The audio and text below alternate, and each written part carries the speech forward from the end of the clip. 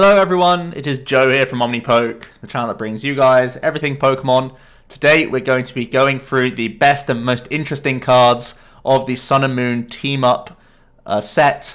I think this is going to be a very exciting set. It does add a new mechanic to the game with Tag Team GX Pokemon giving up 3 prize cards and being some pretty ridiculously statted big basics, as well as the fact that this is the set that is released for the Oceania International Championships, a big tournament coming up in February. So definitely one that people want to take note of because it will be mixing up the format quite a bit.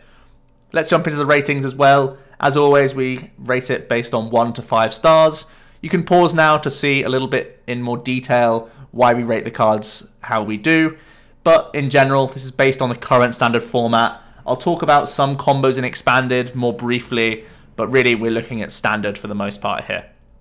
We also continue with the community majority ratings. Thank you so much to the 53 responses we had for the little form that I did send out on the Facebook pages. You still can review the cards here and put your ratings down. I'm going to leave the form open, so maybe after watching the video you can argue with me and put your own ratings down to give yourself a little test for how you think the new format is going to go. But once again, thank you so much for putting the time in and helping us out making this video, because I do think this is a great feature that we can have, so you don't just have to look at my opinion, you can also see the opinions of the more broad spectrum of people. So let's jump into the supporters first of all, and we have the 4 Battle Frontier Sisters, I think it is, or they're like Battle Maison, something like that. And the first of them is going to be Dana. All of these 4 supporters are only usable in very niche situations, and that's one of the first things I'll just throw out there. All 4 of them suffer the same problem, that they can only be used in certain spots, so there are literally games where the cards are dead, and that straight out the gate makes me very skeptical for how strong they are. Dana does have a strong effect. It allows you to search for 2 cards and put them into your hand. We've seen how that's been used before with teammates and twins to great effect. Crash Awake, not so much, but we'll definitely see a lot more play if the Gyarados deck comes to light in this new set as well. But the really awkward thing is that the card can't be played unless your opponent's active as a stage 2. And that means that simply in maybe 6 of your 9 rounds, the card is not useful if you're going to a tournament. And when that's the case, you really don't want to play a card like this. It's just really awkward for you. Next up we have Evelyn. This one is only playable if your opponent's active is a stage 1 Pokemon. So again, it's a little bit more usable than the stage 2, of course. We have lots of Zoroark decks out there. There's Weavile, there's Granbull, but there's still, you know, a big percentage of just basic decks, or even if you're facing stage 2 decks, you're not getting the proc with Evelyn for a lot of the time. And even if you do, it's not that big of a payoff. It's 1 more card than How, and that's pretty poor for you. There's some much more consistent ways that we can draw 4 cards in the format. Even things like Erica's Hospitality, which is coming out in this set, is more likely to draw you 4 cards for the majority of the game. So this is again a very weak effect that is only usable if you're up against stage 1s, so a 1 star for her. Nita is probably the one that you can use the most often because it only requires your opponent's active to be a basic Pokemon. So this is technically usable on your first turn and potentially for a lot of turns afterwards. But this effect, again, is very weak. It's unlike the other 2, doesn't even help you get set up. It's simply trying to put your opponent back in tempo by choosing an energy attached to your opponent's active, and your opponent puts it on top of their deck. Not quite the same as a Flare Grunt or a Plumeria, where you're literally removing resources from the opponent. It's much more of a tempo card, setting them back an attachment, so then you can maybe start swinging with your attackers a lot more. But let's look at the sort of basics that we have in the format right now. Blacephalon, Rayquaza, and Giratina and other like Malamar style cards, they all have energy acceleration, so they can just burst out attacks anyway, for the most part. I think other basic attackers that we're going to look at is like Zeraora or Zapdos from this set. Zapdos attacks for 1 energy regardless. Zeraora has a bunch of energy acceleration for all sorts of things, and let's just face it, sometimes they don't attach to the active, and Nita's useless as well, and you're not getting your own side of the board set up regardless. So again, feels like probably the worst effect of the 3 sisters, even though it's the most technically usable, but again, it's just very, very weak. Morgan is the supporter that's trying to wrap these all together and give you a reason to play these 3 subpar supporters. For me, it definitely doesn't do a good enough job. So the Morgan can only be played if you discard a Dana, Evelynn, and Nita from your hand. So the first criteria is to have a hand of 4 supporter cards, 3 of them being terrible, and 1 of them being this Morgan. Then the effect is you get to look at the top 12 cards of your deck, attach as many energy cards you find there to your Pokemon in any way that you like, shuffle the remaining cards back into your deck. So you're digging 12 cards deep, which is like a double Max Elixir, and you're getting all those procs at once. So potentially you can get a big burst of energy acceleration, but the cost is very bad. Putting in a lot of bad supporters into your deck is just not something that you want to do. Again, Morgan's not helping you draw cards or get set up or even get you close to the combo of having all these supporters. So I dread to think how you're going to get all 4 of these in your hand. Either you play high counts of all of these supporters, clunk out your deck with cards that are usually unusable, or you play low counts of this and just use 1 Morgan proc in a game for like a big burst of energy acceleration. But then you have to commit things like lots of Tapu Leles, or maybe something like a Stevens Resolve to try and get all these pieces in your hand at once, just to get this Morgan-style effect off. And we've actually seen similar effects to this Morgan before. We've seen Togekiss work with Turbo Darkrai in a very niche deck. Usually just worked worse than a sort of basic Darkrai build regardless. So I feel like the fact that we're so spoilt with energy acceleration in the format, we have Malamar, we have Vikavolt, we just have like Naganadel for all sorts of different decks as well. Even things like Gardevoir can be an energy accelerator. I feel like we're in no shortage of getting energy on the board. So this Morgan feels like not something that we're screaming out for. In most decks, you can get things powered up quite easily. And filling your deck with bad supporters is never really a good idea for trying to win games. On to builds analysis. I'm much more happy with this supporter. I do think this is a good option to have in the format. It allows you to look at the top 7 cards of your deck. You may reveal up to 2 trainer cards you find there and put them into your hand, shuffle the other cards back into your deck. I feel like this guy could find a home in a few sort of obscure decks that are quite reliant on specific item cards. There are a few new archetypes like the Zapdos deck, which is coming out, which is very focused on grabbing Electropower, which is really cool. There's also a few new fossils coming out in this set, so being able to grab a number of unidentified fossils or fossil excavation maps to get your early board set up could be really helpful. I feel like this could be the turn 1 play in a fossil-based deck, which is really weird, but I think it's pretty cool. There's also a few other decks out there like Doublade, which could take advantage of this, trying to grab adventure bags to get you rolling.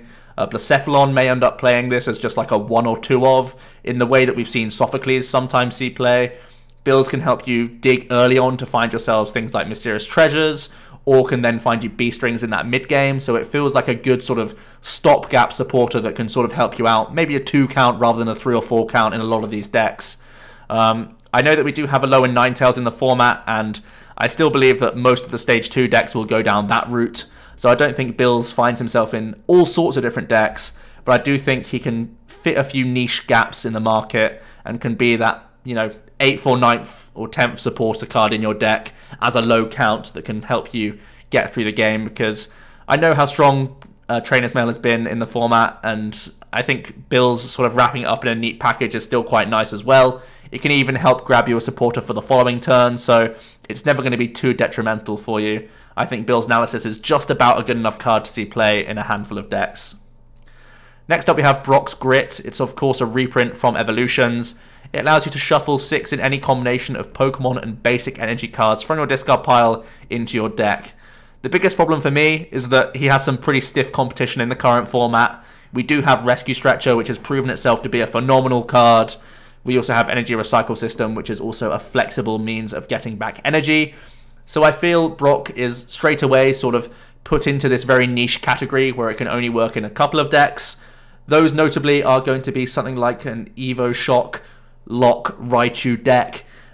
Simply because Brock is a supporter, it means you can Lusamine loop this, which means that you can do your Hydreigon, keep removing excess Raichus from your board, using Brock to get them back into the deck to then try and recycle them. This was definitely a combo that first came out, I think it was around Internats where Shocklock first appeared. and it was because of this Lusamine Brox combo to recycle your pieces, and that is now brought back to us. For some reason we have this back, and it might be a way to make this deck sort of work again.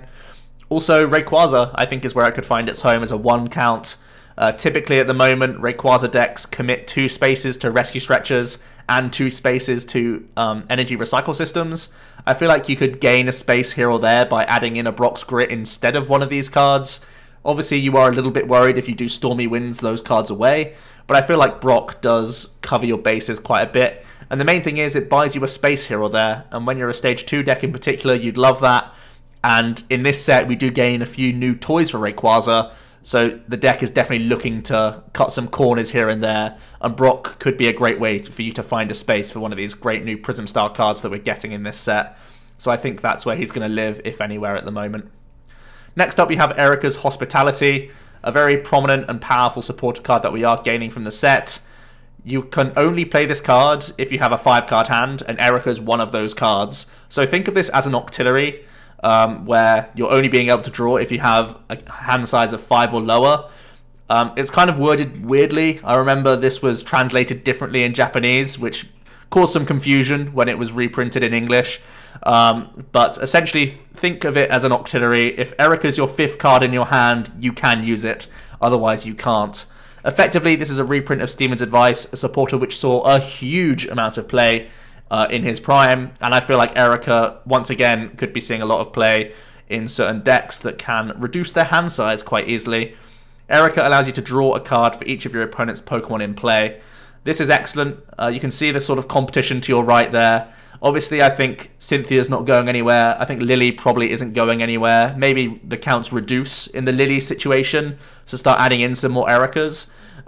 Because Erika has a similar sort of thing to Colress, where in the first 1 or 2 turns it may not be that strong, but once your opponent has physically set up their board, you're going to be drawing, 5 cards a lot of the time, or 6 cards, and that's a huge amount of draw to help you get some pieces going. Rather than shuffle draw, you're able to actually see a really big hand size and sort of control that a lot better. So I do think Erika will see play in a lot of different decks. I think it is very strong. For me, lots of decks that can discard cards. Malamar has been screaming for a card like this for a long time, for some extra draw power that isn't shuffle based. I feel like some Turbo Rayquaza decks could take full advantage of this as well.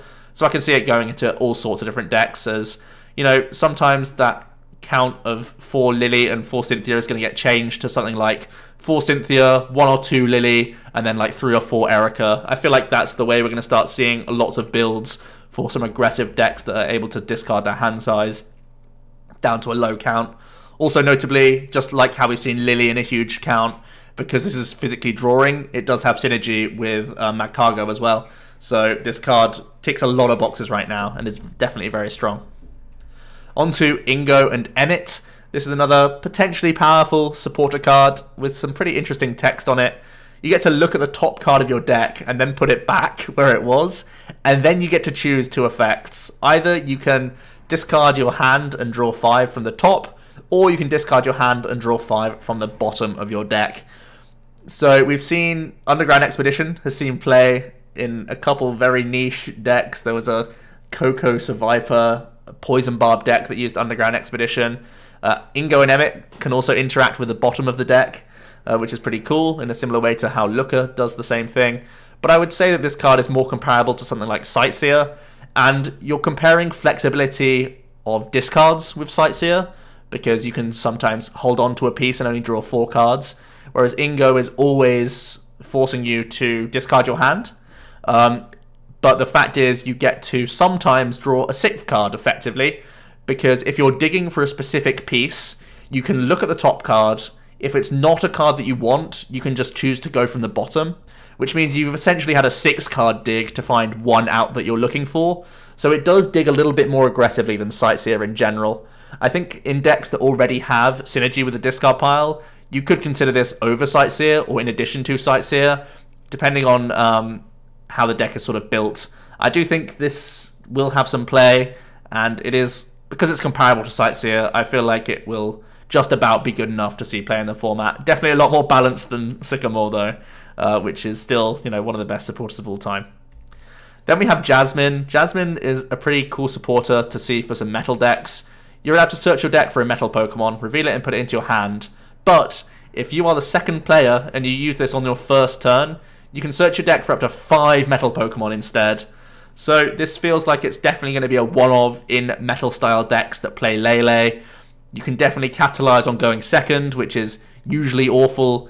In something like a Metagross or a Magnezone deck, you can get your basics out and also guarantee yourself a stage 2 for the following turn. Bronzong decks may love this in Expanded, especially because you have Battle Compressor, which is huge. And there's even the new Doublade deck, which potentially could play this. I feel like Jasmine is obviously required alongside Lele, because you only want to play one copy of this for the majority, because it is so weak on other turns outside of you going you going second on your first turn. But it feels like it can be a big swing for setting up metal decks, and I feel like it becomes exactly a one-off count in those decks, which, you know, they're currently floating around tier 3, tier 4, so they're not all that strong, and I don't think Jasmine hauls it up to a huge amount much higher, which is why I've not given Jasmine a much higher star rating. But if a metal deck does come out in the future, Jasmine is probably going to be inserted into it as long as you're playing Tapu Lele, basically. Next up we have Nanu. Nanu's a really interesting supporter, which I'm personally like a big fan of. I think the flexibility of this card is very cool, and you can really force your opponent into really awkward board positions based on how you use your Nanu. You get to choose one of your Pokemon in play, search your discard pile for a basic dark Pokemon, and switch it with that Pokemon. Any attached cards, damage counters, special conditions, turns in play, and any other effects remain on the new Pokemon, and then you discard the Pokemon that was previously on your board. This is really cool. I think one of the biggest things for me is that you get to change a Tapu Lele into a Zorua, which you can then evolve into a Zoroark, and effectively really improve your board state. You no longer have that Lele liability on your board, and you potentially have space for an extra Zoroark, whilst at the same time being like a pseudo rescue stretcher effect. If a Zorua's gone down early, or if you've just discarded one throughout the game, you can get it straight back with Nanu and evolve back into a Zoroark. I think this is huge for Zoroark decks, to be honest. I think it'll be exactly a one-of, but I think it will be a one-of in these Zoro builds. I think it's good enough to remove a Lele or any other card and turn it into something else. You can even do some weird plays where you have a damaged GX Pokemon, you can Nanu into a Zorua, and then your opponent only takes 1 prize. So you're doing some like strange denial tactics to skew their prize trade as well.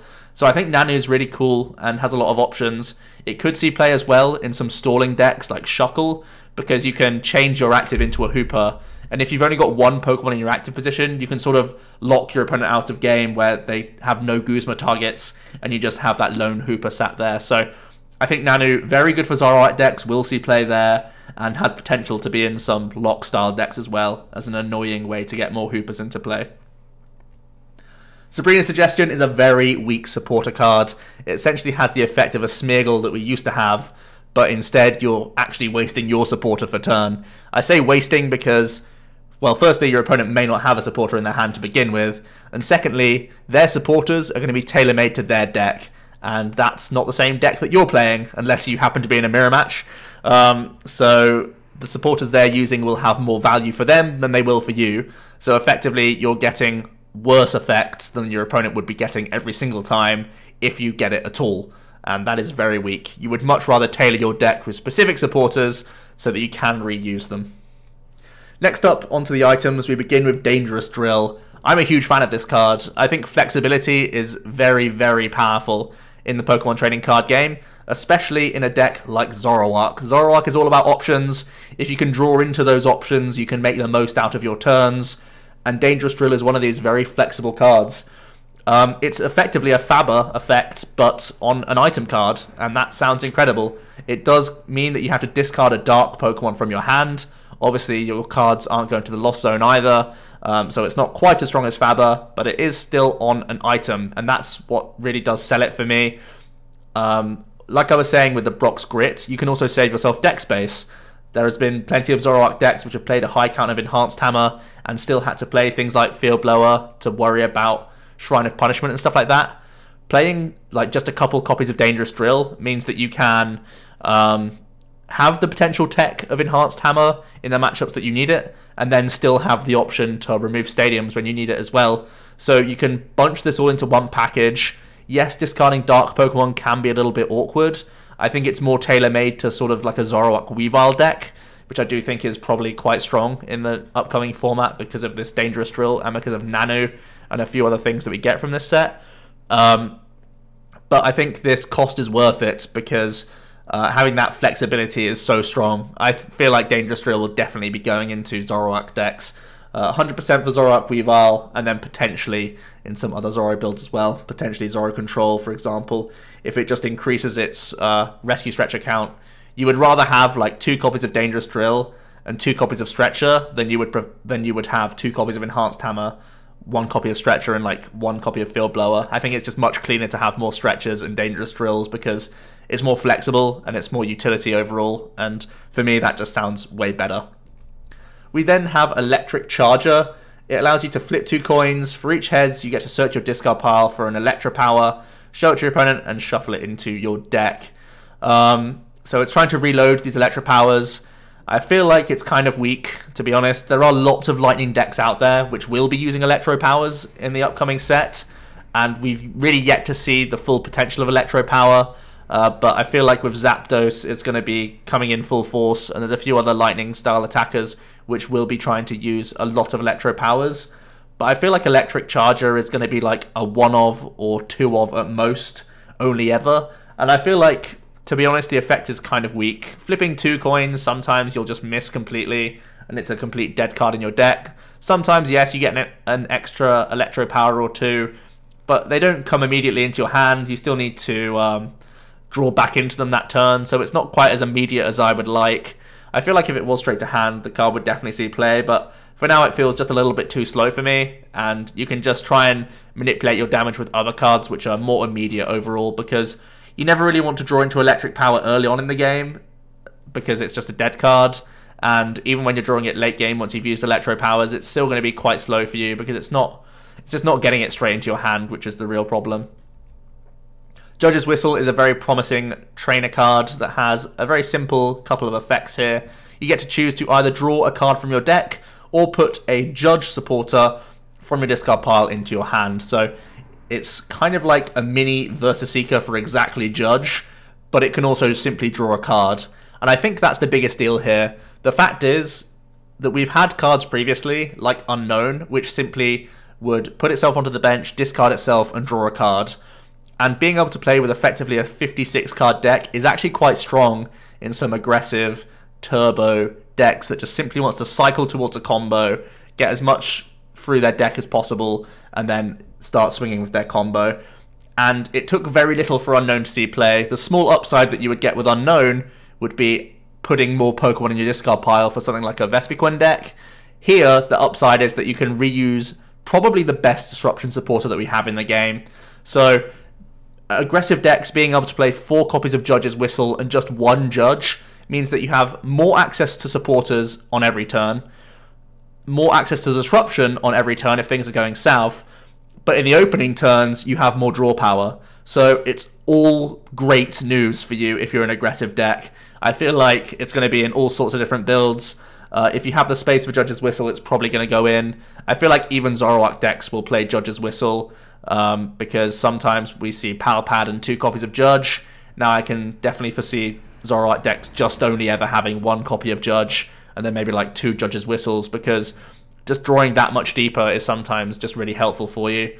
We also have the synergy in the format right now for Magcargo, so we could even start seeing Judge's Whistle go into something like a Garbodor Shrine deck, or the likes of that. Whichever can abuse Magcargo gives you the reason to play Judge, and you just have so much more consistency and can hit that Disruption on a key turn much more likely. So Judge's Whistle really is a standout card for me.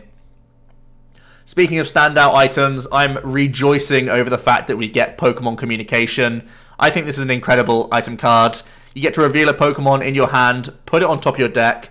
If you do, search your deck for any Pokemon, reveal it, and put it straight into your hand. Straight away, this screams, go ahead and grab yourself a Tapu Lele GX turn 1 and get set up.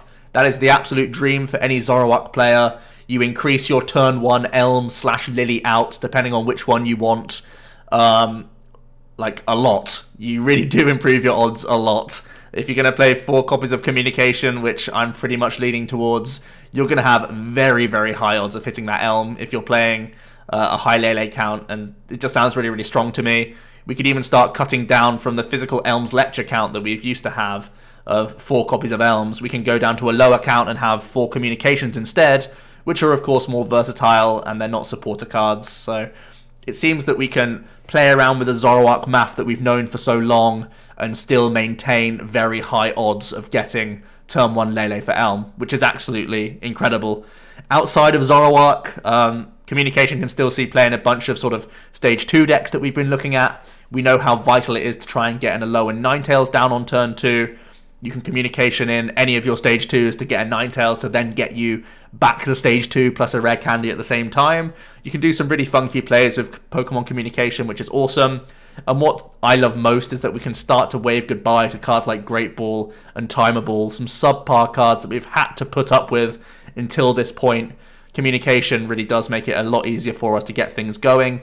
Not to mention the fact that it is very good in specific decks. Think about Lost March and how you hate drawing into Jump Bluffs. You can now trade that Jump Bluff in, turn it into a Skiploom or a Hoppip or a Let Loose, whatever you want. It's again just going to really help buffer consistency for a deck like that. It also randomly helps against something like Lance Prism Star, or sorry, helps you get Lance Prism Star going, because if ever you're drawing into your dragons, you can Communication them back into the deck pre-Lance, which is quite hilarious, really. I think Communication goes into a plethora of decks, the majority of them, to be honest, and it's definitely going to be a staple for a long time. Very, very powerful card. When we have Pokemon which do so many things, sort of supporter-wise, grabbing yourself Lele's, getting into your engines. Most decks are supported by some sort of engine at the moment, be it Oranguru Magcargo, or Zoroark, or Zebstrika, or Swampert. Most decks sort of have some sort of engine behind them, and it's all Pokemon based. So having Communication to simply get you towards your draw engine is absolutely incredible. Communication is a huge card, and maybe forcing some new counts into different decks. We might be seeing, once again, we go back to really high counts of physical Pokemon, just to have very good odds of getting your Communication in your opening hands and making it be able to proc quite early on, which is just really cool, I think. It's going to be really good to shape the game. Next up, we have Fairy Charm Ultra Beast. I believe this is a 1-star card. It states, the fairy Pokemon this card is attached to doesn't take damage from attacks of your opponent's Ultra Beasts that are GX or EX. So it's similar to the Sceptile effect that was also trying to deny Ultra Beasts. Obviously, Sceptile also encompasses non-GXs, so it's a little bit worse. But for me, I feel like the Ultra Beast decks that we have in format, you know, Buzzwole Lycanroc already has the Lycanroc. Blacephalon can still attack with Naganadel, and if there's going to be the Venusaur deck that plays Sceptile anyway, it may even still play one Fire-type tech Pokemon, which isn't going to be an Ultra Beast anyway, depending on how popular the Venusaur gets. Ultra Necrozma Malamar often plays a toolbox of lots of different attackers, so it feels like the Fairy Charm isn't going to completely rule out any deck from just attacking into these fairy Pokemon, and at the same time they could just play Field Blower, and if they play Blower then you're still not protected. So I feel a tool as passive as this is very weak and can get played around naturally in most of the decks that we have out there right now. So as annoying as it can be to put it on a Sylveon or a Gardevoir to try and make you tanky and improve your matchups against Ultra Beasts, I still feel like they'll probably get around it at least once or twice, and that's just makes the card not very strong at all. On to Grass and Water Memory. I'm surprised they're still printing memory cards, but they're getting through them, and Silvally now has the option to hit for weakness on a couple new Pokemon in the format. Lycanroc GX is one that you can hit for weakness now, and Blacephalon GX. These are two, you know, pretty well established and played cards in our current format, and look to still see play next set, or after this set drops, but Silvally just hasn't proven himself. I think there's still too much energy denial in the format right now for something like Silvally to work. It does have, you know, somewhat of his own energy acceleration on his own back, but we just haven't seen these, you know, a Silvally deck playing all the memories working at all it's just too many cards to commit into a certain deck, and it'll just sort of clunk you out a lot of the time. So unfortunately, this sort of whole memory thing has just been kind of fallen flat, and it's kind of dead content at this point, but we're still getting a few more. Onto Metal Goggles. This is another tool that we get for specifically Metal Pokemon. The card it's attached to takes 30 less damage from your opponent's Pokemon's attacks, and your opponent's Pokemon's attacks and abilities can't put counters onto your Pokemon. So this can specifically help against something like a Decidueye's Feather Arrow, which is pretty cool. Outside of that, though, there aren't many things. Think about things like the Espeon GX's GX attack Divide. They couldn't do something like that against whatever has Metal Goggles attached to it. So very niche for me. I feel like it's outclassed by Frying Pan because of how relevant it is to deny Fire Weakness from a Blacephalon player, force them to discard a lot more energy cards to take one-hit KOs. So in my eyes, I feel like it's simply outclassed by Frying Pan in most metal decks. And even in something like Doublade, that could be the saving grace for the card, simply because it needs to play so many tool cards to work. But for me, it feels like one of the later options that you put into your deck if you're just missing 1 or 2 slots, and not going into the deck over Frying Pan or over Choice Band or over a bunch of these other options that we have for the Doublade. Onto Muscle Pad, another interesting tool card. If the Pokemon this card is attached to has a retreat cost of 4, its maximum hit points is increased by 50. So it's similar to a muscle dumbbells or a bodybuilding dumbbells effect, where you're gaining a bunch of hit points under a certain condition. On the screen is 4 retreat cost Pokemon that could be abusing this and making your tanky Pokemon even tankier. For me, I actually feel this is a little bit underwhelming. Even though we get Magikarp, Werelord, as well as Celebi, Venusaur in the format, I feel that it competes pretty poorly to Choice Helmet. Seeing as though we're already looking at 300 and 270 hit points, a Muscle Pad isn't going to get you out of one-hit KO range. You're pretty much already out of one-hit KO range. And if that's the case, I think you're way better served with a Choice Helmet where you're reducing damage done to you. In most situations. Obviously, the Choice Helmet is only against GX and EX Pokemon. The Muscle Pad is slightly more universal in that regard, but it's only really big GX and EX Pokemon that can even start scratching the surface of Celebi and Celebi, Venusaur and Magikarp Werelord tag teams. It feels like people are going to have to start committing their biggest attackers into you, and if that's the case, you'd rather be reducing damage, because if you're doing healing anyway with these guys, which you probably are, this reduction means that you don't have to heal necessarily every turn. You could be healing once every other turn thanks to the resistance that you're getting from the Choice Helmet. So for me, I feel like it's sort of outclassed by the options that we already have. The Steelix Werelord deck played Frying Pan instead of Dumbbells in the first place, and I feel like Frying Pan is still probably going to have to be played if you want to have any chance against Blacephalon. So I feel Muscle Pad is probably just a little bit weaker than the options that we currently have in the format. That's the reason why I've rated it at just 2. But if it turns out that Pad is chosen over Choice Helmet, it'll see a decent amount of play for these tag teams, in fairness. And this is one where I'm a little bit sketchy whether it's stronger or weaker than Choice Helmet. I'm currently in the Choice Helmet camp, but I feel I might have to tinker around with both and see which one comes out on top. Black Market Prism Star is an excellent Prism Star Stadium card. It shares that same text that every Prism Stadium has, that it can only be bumped by abilities or other stadiums, effectively. And it states, whenever either player's Dark Pokemon with Dark Energy attached to it is knocked out by damage from an opponent's attack, the opponent takes 1 less prize card. I did mention Zoroark Weavile earlier, and this is a great card for that deck. Gaining Dangerous Drill and this all in the same set, it really does push that archetype, and it's already been around, tier 2 at least. And I feel like because the Zoroark Weavile is already playing unit energies, you can definitely take full advantage of Black Market Prism Star and effectively give yourself a life due on one of your attackers as long as the stadium stays in play. And it does force awkward plays out of your opponent. You're naturally going to be playing probably Devoured Field anyway in your list, and if you're playing Dangerous Drill, you can use these cards to make sure that you win the Stadium War, and that Black Market is the last thing that comes down onto the board. And if that's the case, you're just going to get mega value from this, to be honest. it sounds very, very dangerous and awkward to deal around. There's also a few other decks that could take advantage of it. There's a new Alolan Grimer, which I'll talk about later on. You can use things like Counter Energy to get this proc of Dark Energy, which could be pretty cool. Additionally, we have things like Hooper in mill decks. Mill decks pretty much are playing Rainbow Energy regardless right now, so that they can use Oranguru, they can use Shuckle, they can use Articuno GX's GX attack.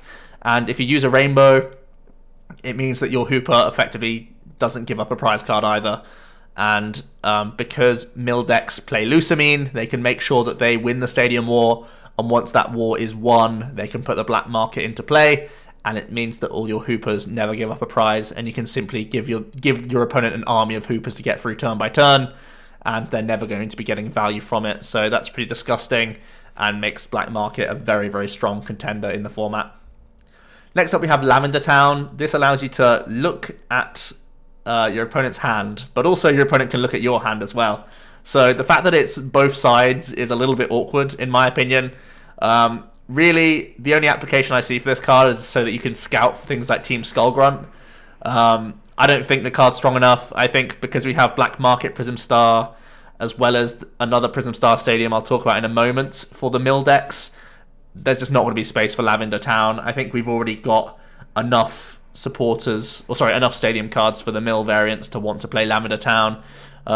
There's the potential idea of being like, oh, I don't know if I want to judge my opponent. Okay, I can use Lavender Town to find out if I do or not. But that's really, really niche. And you have to bear in mind your opponent is getting the exact same value that you get whenever you put it into play into a more usual deck. So very weak in my opinion.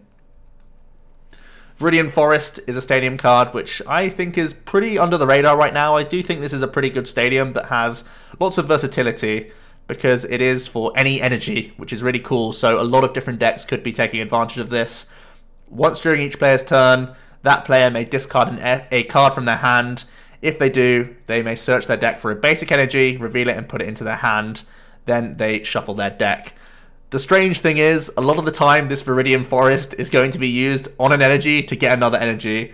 And that's just how the format is right now. Naganadel and Malamar love seeing energy in the discard pile. Alolan Exeggutor loves seeing energy in the discard pile as well.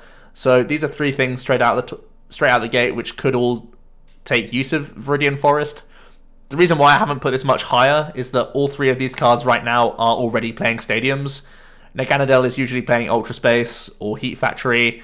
Alolan Eggs is normally playing Shrine for its damage output, and Malamar is normally playing Altar. So we've really got to shake the foundations to see whether Viridian Forest is stronger than any of these options, and right now I'm not really sure that it is, especially because there are already so many powerful discarding effects that we already have. Feels like, seeing as though we're not playing Shuckle in any of these decks, means that we really don't have too much of a problem getting energy in our discard pile, so the Viridian Forest feels a little bit weak. Do bear in mind that the discard can be any card, not just energy, so it could see random play in like Zoroark or other decks that want to get other things into their discard piles, which is pretty cool. I'm talking about the non-GX Zoroark, by the way, not Zoroark GX. Wonder Labyrinth Prism Star is potentially my favorite card of the set. I think this is the most disgusting stadium I've seen in a long time. A definite 5-star card for me. Each player's Pokemon, excluding Fairy, pays 1 colorless more to use its attacks, and again this shares the same text as every other Prism Star Stadium, that it can't be touched by items or supporters, so it's only physical stadiums that can bounce this, or the help of abilities or attacks or something like that. But yeah, I think this is a very versatile and powerful stadium card. It can be used in a plethora of decks. Obviously something like a Sylveon deck or any mill deck can take full advantage of this. I've already mentioned with the black market that because you're playing Lusamine, you can recycle stadiums and things like Faber, so that you win the Stadium War, and then the Wonder Labyrinth comes down late game, and it really is just going to be a chokehold on the opponent to make it much more awkward for them to get attacks in against you. It's like an extra head ringer, but on all of your opponent's Pokemon that aren't Fairy, which is very, very mean and harsh to deal with for decks that can spam Plumeria and Lusamine and Plumeria and Faber and all that stuff. So that's going to be really awkward to deal with in a sort of slowing down your opponent's sense. I even think something like a Zoroark control archetype could take advantage of this. because you're still able to use resource management if you have a double colorless on your own Oranguru, and you're making it much harder for the opponent to do anything. So I do think this is a big card for Zoroark control. It's also, you know, just good for attacking fairy decks. It's got great synergy with Gardevoir because it does way more damage with Infinite Force if the opponent is committing more energy cards to themselves. It could even be used in Gramble to improve, again, things like your Zoroark matchup where they're usually trying to just use like Alolan Muck and then use Acerola against you.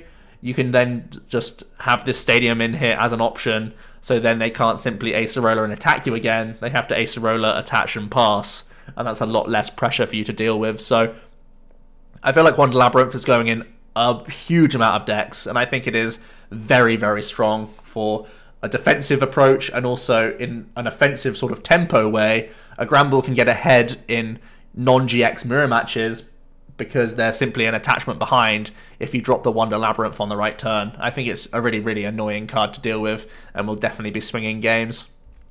Onto the Pokemon, we kick off with the grass types. Beedrill is one that's created a bit of buzz, no pun intended. Destiny Barb for a grass states, this attack can only be used when this Pokemon has damage counters on it. Both active Pokemon are knocked out. So as soon as people saw Tag Team GXs giving up 3 prizes, people saw Beedrill and thought he was the answer. I'm here to tell you that he's definitely not. Beedrill is very, very weak in my opinion. This Destiny Barb attack will lose you the game if you're up against GX decks and non-GX decks. You literally have to be against 2 tag teams for this Destiny Barb to work. You are a stage 2 Pokemon, don't forget, so you're wasting your opening turns simply evolving Weedle into Kakuna, using this multiply attack, getting lots of Kakunas down. You've probably gone down 2 prizes at this point. Beedrill starts giving up his own prizes as well, and then your opponent's able to attack you again. This is just, you're completely leaking prizes, and you just won't have enough knockouts with Destiny Barb to win the game. Let alone the fact that you have to damage yourself, which means you need to play, you know, Po-Towns and Rainbow Energies. It's even more combo pieces. It's just very, very awkward for you, and it's really not worth chasing this line. I think the only saving grace for Beedrill is the fact that we have these Meganium decks with all sorts of stage 2s. This could end up being a 1-0-1 tech line if you are up against a Tag Team GX Pokemon. That is literally the only credit I'll give to Beedrill, because if you're trying to build a Beedrill deck, you're going to be bitterly disappointed, in my opinion. I think this card is really, really bad. On to our first Tag Team GX Pokemon. They, of course, carry the text that when a tag team is knocked out, your opponent takes 3 prize cards all at once, so they better be good.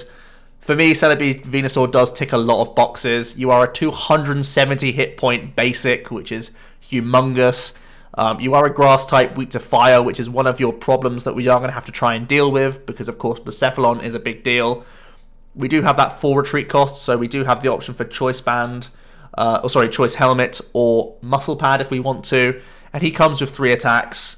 The first of which is Pollen Hazard for a grass double colorless. You do 50, your opponent's active is now burned, confused, and poisoned. So really it's a base of 80 with your opponent being hit with a bunch of status conditions. This can really add towards the tank ability of Celebi Venusaur, because your opponent's going to have to struggle getting out of all these status conditions. If they're just trying to power up one big attacker to deal with your Celebi Venusaur, they're really just going to get caught in this awkward spot where they're confused. They might have to do some coin flips. They're getting burned and poisoned for out turns, even if they are able to get out of confusion. I feel like it's just really frustrating for people to deal with. We've seen how annoying it can be when it's a even just Espeon GX doing those early confusion turns, forcing Guzmas, forcing Acerola, stuff like that. Pollen Hazard is definitely going to be doing the same thing, so I think this is a very underrated first attack.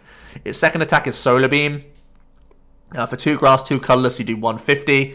Pretty vanilla, but hopefully with the help of your poison and burns, you're getting into better numbers. Obviously, you can attach a Choice Band to knock out something like a Tapu Lele, which is pretty cool.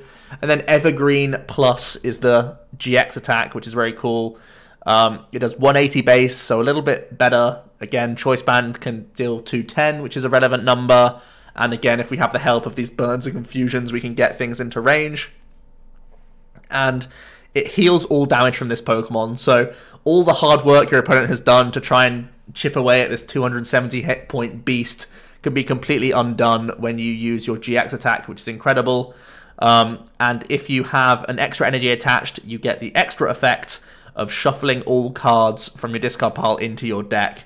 Now, the way I see the Celebi Venusaur deck working is by having lots of healing cards in there as well.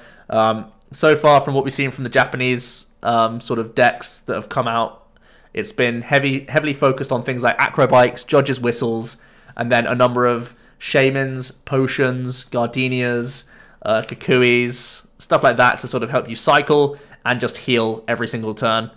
I think the fact that you're trump carding back in some of these healing cards like Potion and Gardenia and other annoying supporter cards means that this is going to be very, very annoying for you, for your opponent at least, because you're fully healing the turn that you do this at the same time as putting back even more healing cards into your deck.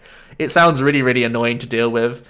If you combine Aether Paradise and Choice Helmet, you're reducing 60 damage coming into you every single turn. You have Shaymins, which can heal 20 a turn. You have Potions on top of that. You have Evergreen if ever you are going to get hit with a big attack all at once. I feel like the Celebi Venusaur, it may just be one Celebi Venusaur that gets you through the entire game once you finally get it set up. I mean, it's such a pain to get through, and if decks aren't able to get around this guy, it's going to be very, very awkward. I think Sceptile might have to be in the deck as sort of like a 2-2-1 line. Obviously, the Grovyle can help you get more Shaymins down, which is pretty cool for deck thinning, and having the Sceptile to protect you against Ultra Beasts is a big deal, because Blacephalon would otherwise completely obliterate this Celebi Venusaur deck in about 2 turns flat. So I do feel like that's important for the deck, but beyond the Blacephalon being a bad matchup, I can definitely see Celebi Venusaur being a very awkward tank that not many decks can get around. So I really do expect this card to be pretty powerful in our format. Next up we have Parasect. It's a stage 1 Pokemon with the ability Panic Spore. It puts 2 damage counters on your opponent's confused Pokemon between turns. I just mentioned how Venusaur is going to be doing all those status conditions. You could play one Parasect if you really wanted to for some extra damage. And again, the likes of Espeon and Nihilego, these are the things that came to my mind. And getting those extra counters is a little bit annoying. Obviously, the Parasect is stackable as well, so if you really want to do even more damage, you could do.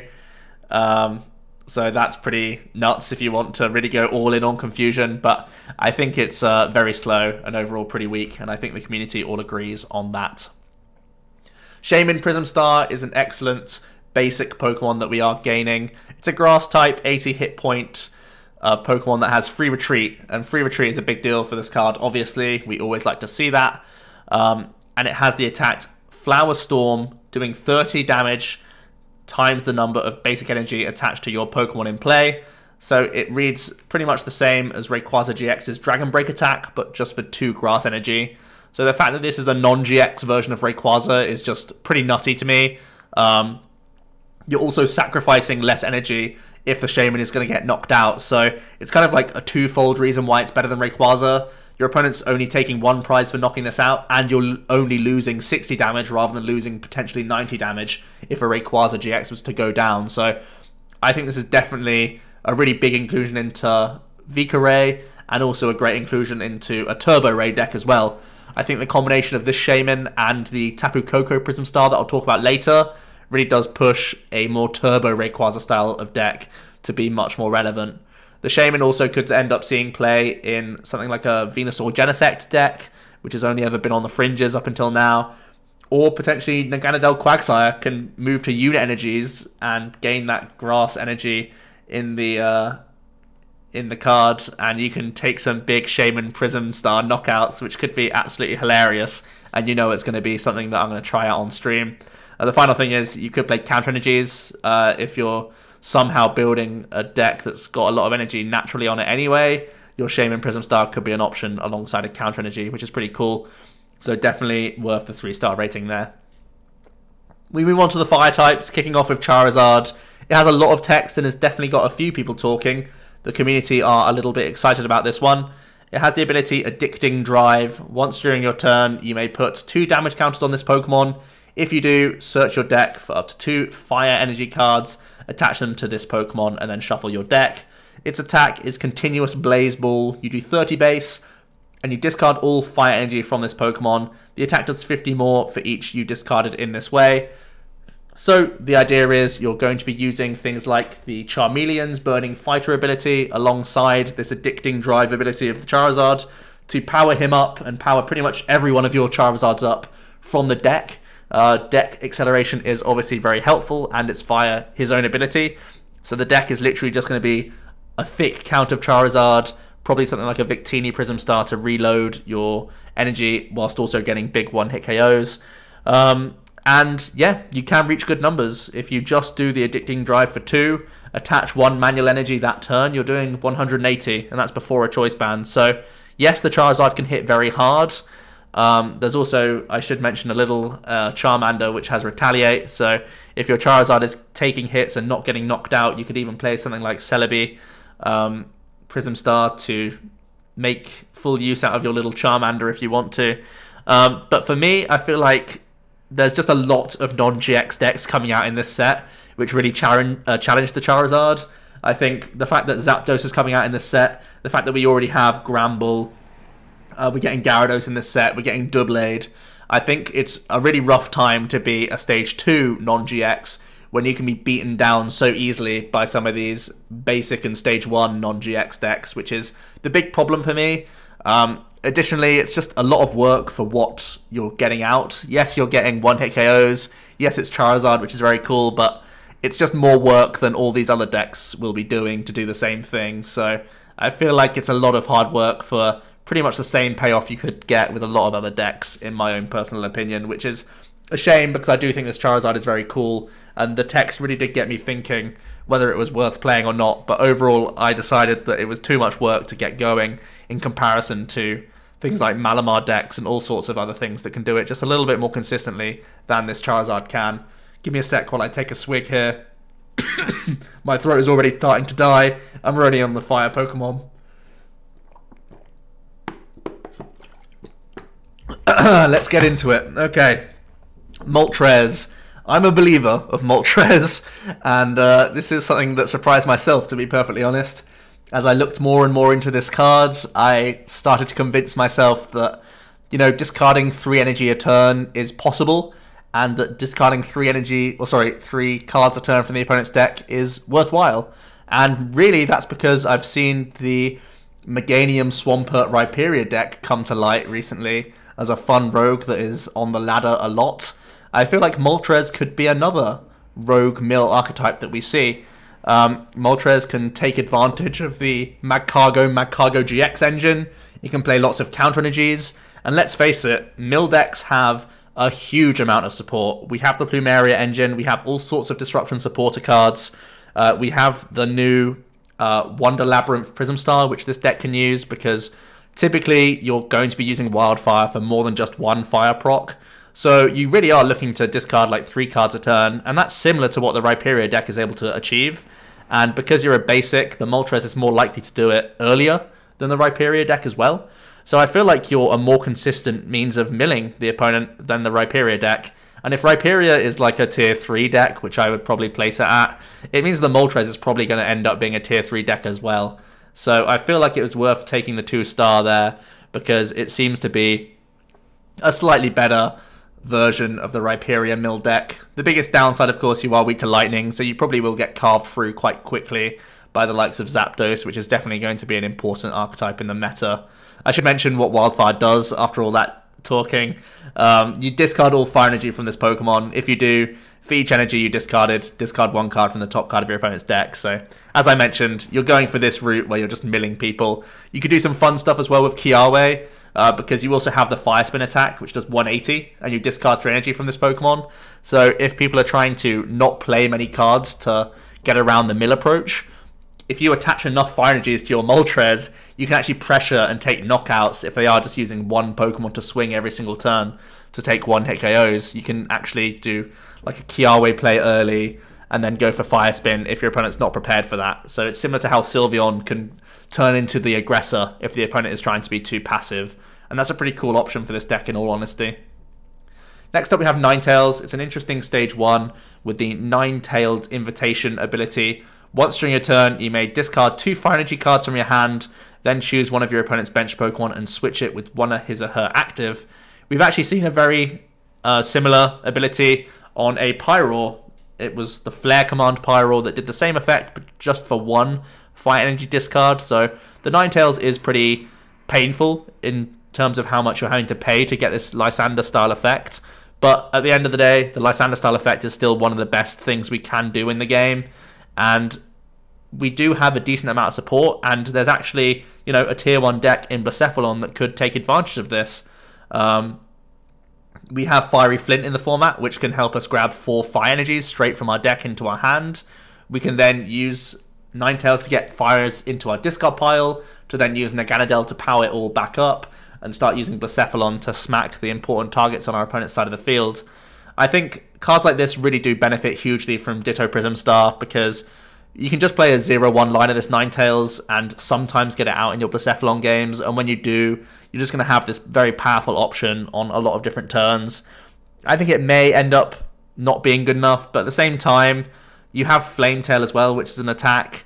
It does 90 for a fire and 2 colorless. This could be the non-Ultra Beast attacker that you have in your deck outside of like a Lele, because you're playing E-Switch anyway, and you could slap a Choice Band on this Ninetales and hit a Venusaur for a good chunk of damage, that's for sure. And that could be a good way around something like a Sceptile as well. You could just gust up the Sceptile with your Ninetales, deal with that, and then Blacephalon can run through on the board. So I think it serves a couple of purposes all at once, and it may force a slight change into how we build Blacephalon, because I do think this ability is nice. At the moment, I've only given it 2 stars because I think it's more in the experimental stage. It may simply not be powerful or consistent enough to go in over, you know, the usual cards that we see in Blacephalon right now. But I do know that in some early stages, some Blacephalon lists did play Fiery Flint, and I feel like it's not too much of a stretch to go back to that sort of build, especially with the incentive of this Ninetales, which is pretty cool. Next up, we have Articuno, another card that I'm quite happy to see, because it's more support for my boy Quagsire. It has the ability Blizzard Veil. As long as this Pokemon is your active, whenever your opponent plays a supporter card from their hand, prevent the effects of that card done to your benched water Pokemon. So the idea is you effectively give the rest of your board that sort of Primal Groudon, Omega Barrier trait, where your opponent can't simply Guzma up what they want and knock it out, or they can't Plumeria their energies, stuff like that. Essentially, this does really protect the back of your board and force your opponent only to knock out this Articuno, which is very cool for you, especially because it has the Cold Cyclone attack, which for 2 water does 70 and moves 2 water from this Pokemon to one of your bench. If you're using a Quagsire engine, you don't mind the fact that you're moving energy off yourself. Actually, you're really happy with it. Previously, in Quagsire decks, we had to play really high counts of EXP share to make sure that we could get lots of energy back onto the field, or we could use Naganadel.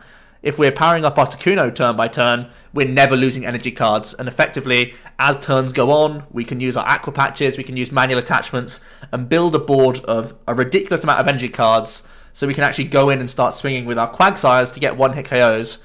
So I think Articuno is the perfect answer for these sorts of Quagsire decks, to either go thicker on the Quagsire line and just sort of bring them in late game as finishers, or we could bring in some other GX Pokemon or some tag teams even into the deck. We could use Magikarp Warlord, or we could use Eevee Snorlax for some big one-hit KOs. So I think Articuno being an attacker for just 2 energy, you know, being able to knock out basics or put some early pressure on for Hydro Pumps or Turning Points or other attacks later down the line, I think this Articuno is amazing for that sort of setup, and I think it's definitely something I want to play around with. I think this ability is highly underrated, really, really strong. Stopping the interaction that your opponent can do is just really powerful in the game, in my opinion. There's also a deck that I've seen based around Magikarp Warlord. You can use Blastoise, which we're going to talk about in a moment, for some energy acceleration. Articuno again uses Cold Cyclone, moves energy off itself. This could be another way that we could power up Magikarp Warlord, which could be a lot of fun as well, so keep an eye out for that. Let's talk about this Blastoise in a little bit more detail. It has the Power Squall ability. Once during your turn, you may look at the top 6 cards of your deck, choose as many water energy as you find there, and attach them to your Pokemon in any way that you like. This is very strong. It's similar to the Togekiss that we saw, but it's once per turn rather than Togekiss, which was looking at 8 cards, I believe, but just once when you put it into play. So the fact is that you're looking at the top 6 every turn. It's effectively a free max elixir, and if you find more than one target, you can also attach those, which is very cool for you. The question then comes, what do we want to attach lots of basic water energies onto? And my answer was either Kingdra GX or Magikarp Warlord, which was on the previous slide, and that feels like a lot of work, to be honest. We could try and build a Meganium Blastoise Kingdra deck with Ninetales, or we could go down the Articuno and Blastoise route for Magikarp Warlord. I think ultimately they will be probably too clunky, and it's just too much work to get going, but it's some pretty interesting energy acceleration at least. And quick note on the Squirtle as well, it can have free retreat if there's a stadium in play, which is actually pretty cool for you. You can get into your Articuno that much easier. You'll naturally be playing Brooklet Hill, I imagine, if you're a water deck, so there is some good synergy there, and it's not a bad evolution line to keep an eye out for, especially when we have things like Alolan Ninetales and Meganium in our format. It's actually pretty easy to get some stage 2s up. Gyarados is a very interesting stage 1, which has also got a lot of people talking. And we've seen recently in the format the likes of Alolan Eggs and Gramble be successful, even though they are awkward. These are some cards that, because they're non-GXs, that can do a lot of damage for just one attachment, they're definitely worth chasing. And I feel the same way about Gyarados. It has the awkward attack that is worth chasing in the form of Filter Out. For a water energy, you do 30 base, and then you reveal the top 7 cards of your deck. The attack does 30 more damage for each water energy that you reveal, and you shuffle the water energy back into your deck, discarding all the others. So there is an issue here where you can be discarding some key supporter cards or Pokemon from your deck. So that's definitely a building issue that we're going to have with Gyarados. But the payoff is potentially massive damage output. And the fact that you discard these cards means that the next time you use Filter Out, you have a much higher chance of finding more water energy cards in there. So if you were to get the full 7 water energy on the top of your deck, which is pretty much the aim of the deck once you hit, turns like 5 or 6, you're looking at 240 damage. That's ridiculous damage output. So this Gyarados really is trying to get into huge numbers for just one attachment. The way we're going to try and build this deck is with around 30 odd energy cards, and then have just our Gyarados line, Crasher Wakes, Professor Elms, potentially a Pidgeotto line, which is something I'm experimenting with because it's already Elm searchable anyway. But the baseline is we're just going to have a bunch of energy in here so that we get the Filter Out doing a lot of damage. Honestly, I feel like the deck's okay. I feel like it'll never be a tier 1 deck because it is weak to lightning and it's so easy for a Zapdos deck just to keep this in line. But having 150 hit points on a non-GX Pokemon is also very awkward. We've seen that with the Zoro Gyarados deck that actually did well at Harrogate. So there's definitely something here, and I think it's an archetype that's going to be a fun sort of tier 2 archetype that's going to be annoying to deal with for a lot of different decks. Looking at Magikarp Warlord Tag Team in a bit more detail, I'll talk first about the Articuno and Blastoise sort of combo we've already mentioned. But there's also just the fact that he has 300 hit points. That is the big top story for Magikarp Warlord. He is now the chunkiest Pokemon that we have available to us. He can simply sit in the active and tank hits all day. You can go for Acerola Lusamine loops on him. He's effectively the new Warlord EX, which is pretty crazy. You get a buff of 50 hit points, which is insane. So even without looking at any of the attacks, Magikarp Warlord GX may simply see play for the amount of hit points that he has in the first place. If we are trying to use him for his attacks, we have that Articuno Blastoise route if we want to, or we can go down the Archie Blastoise route if we are in Expanded. Super Splash does 180 for 5 energy, which is slightly more efficient than a Keldeo EX, I guess, which is worth noting. And 180 is not a bad number to hit. And it also has the Towering Splash GX attack for 1 water, but if you have 7 extra water energy attached to it, you get to do 100 damage to each of your opponent's benched Pokemon. That's a huge swing. It's similar to like a Black Ray GX attack, but of course it's not limited to GXs. So you can deal with a whole ton of non-GXs all in one turn. If you're up against something like a Vespiquen or a Lost March or a Night March, something like that, you could just take, like 3 or 4 prizes all at once just by doing a big Towering Splash GX attack. There's even things like the Volcanium Prism Star, which can do early 20s onto things, which can then mean that you can knock out things like Shaman EXs, which is also very big for expanded. So if ever you can get like the dream of 2 super energy retrievals, get Warlord with 8 energies on him, you could have incredible swings.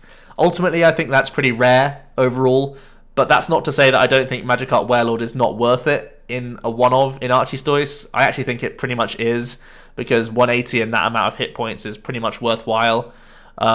The only other note I have really here is that it's a new card for unknown damage. Getting the extra 50 hit points on a basic means that you don't need to commit a full 5 bench slots to your combo now, which means you're a little bit less weak to Sudowoodo, which was being played naturally and expanded anyway because of Zoroark. So your combo is slightly less convoluted than it used to be with unknown damage. So good luck trying to make that work on the ladder and getting some stream highlights. For me though, in standard, there's only really the Articuno Blastoise engine, unless you're trying to play a Shuckle Hooper deck, in which case, you know, it could be a one-off just because once your opponent goes down to 2 or 1 prizes, you can put this guy down. You don't really get affected by the sort of downside of being a tag team at that point in the game, and you get the huge benefit of just a big chunky wall that has 300 hit points. We move on to the lightning types now with Ampharos GX. This card saw a lot of hype, to be honest, and I'm not really sure why. It's a 240 hit point stage 2 lightning type, weak to fighting, which is obviously a big deal. It does have the power recharge attack for just 1 lightning energy. You do 30 and you can put all electro power cards from your discard pile into your hand. So the idea is that we're going to use max potions and 4 copies of electro power so that our power recharge can do 150 on its own, and then we're going to put all those electro powers straight back into our hand each turn. Choice Band does get us to 180, so we can start knocking out a handful of basic GXs. We're still not knocking out sort of stage 1s and 2s, which is a little bit awkward, but for that we can use his second attack, Impact Bolt. For 2 lightning, you do 150 and discard all lightning from this Pokemon. So again, 150 with Choice Band goes to 180, but we're going to be playing all these electro powers. So if we do come up against some of the chunkier GX decks, we can kind of reach to get big 1-hit KOs and then use power recharge later down the line to maybe knock out some lower hit point stuff on the opponent's board whilst also getting back those electro powers in the same turn. So the idea really is just to loop these electro powers, and that comes with all its own risks. Very weak to Judge, and Judge is only getting more popular because of Judge's Whistle. Also very weak to obviously item lock and stuff like that, which is, you know, potentially a problem that's popping up with the Omastar coming out. We're weak to fighting as well, which obviously has its own headaches, seeing as though Buzzwole is still a prevalent deck right now, and there's a few other fighting cards out there. Marshadow GX might be seeing a lot more play just because of all these tag teams, so the fighting weakness is definitely awkward. It does have the Electrical GX attack. For 1 lightning, you get to search your deck for up to 7 Pokemon, reveal them and put them into your hand.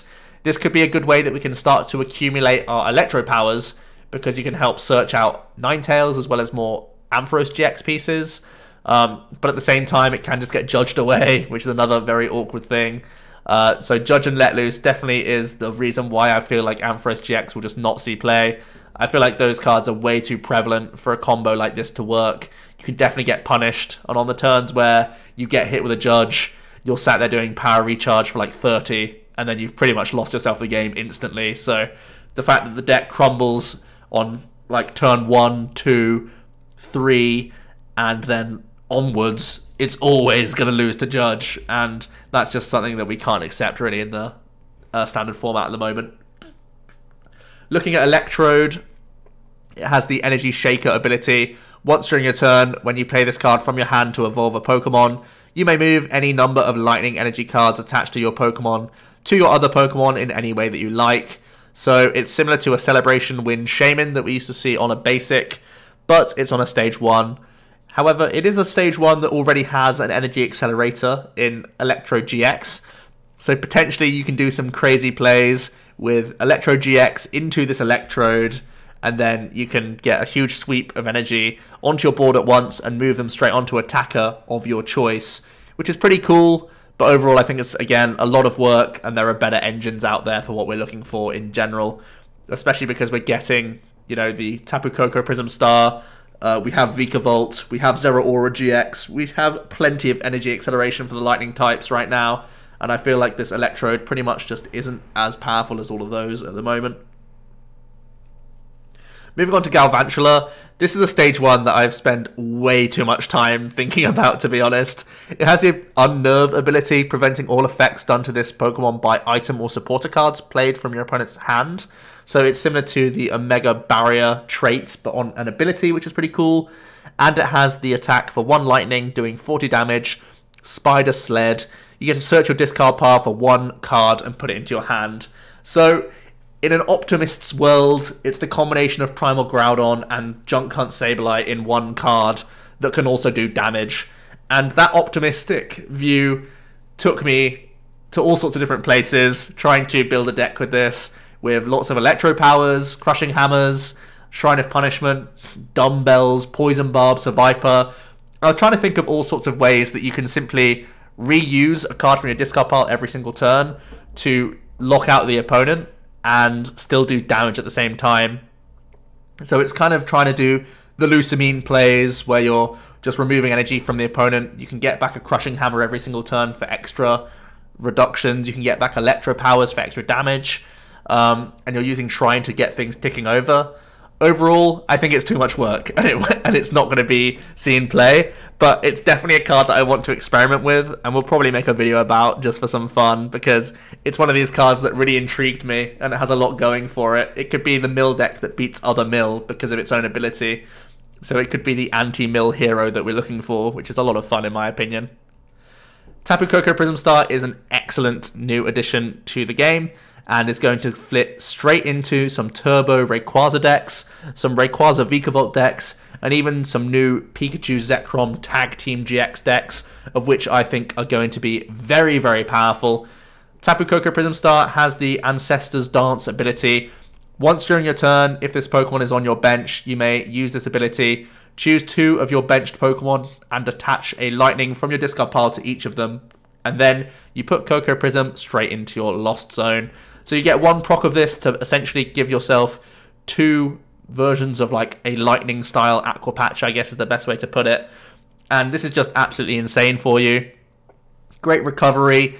If you're playing a Zeraora deck, you're already going to be playing all the turbo cards like Acrobike. You have Stormy Winds if you're playing Turbo Rayquaza, which is naturally going to get rid of lots of energy cards for you. So I think it's really easy for you to get energy into your discard pile, and Tapu Koko just becomes a free 60 damage for your Rayquazas, or gets you 1 step closer to getting Pikachu Zekrom rolling, and once that guy's rolling, he is probably taking 4 prizes on his own back. So that is very, very potent and powerful, and we'll certainly see play in an archetype that's already established in Rayquaza, as well as Pikachu Zekrom, which I believe is going to be a top tier archetype as it comes out.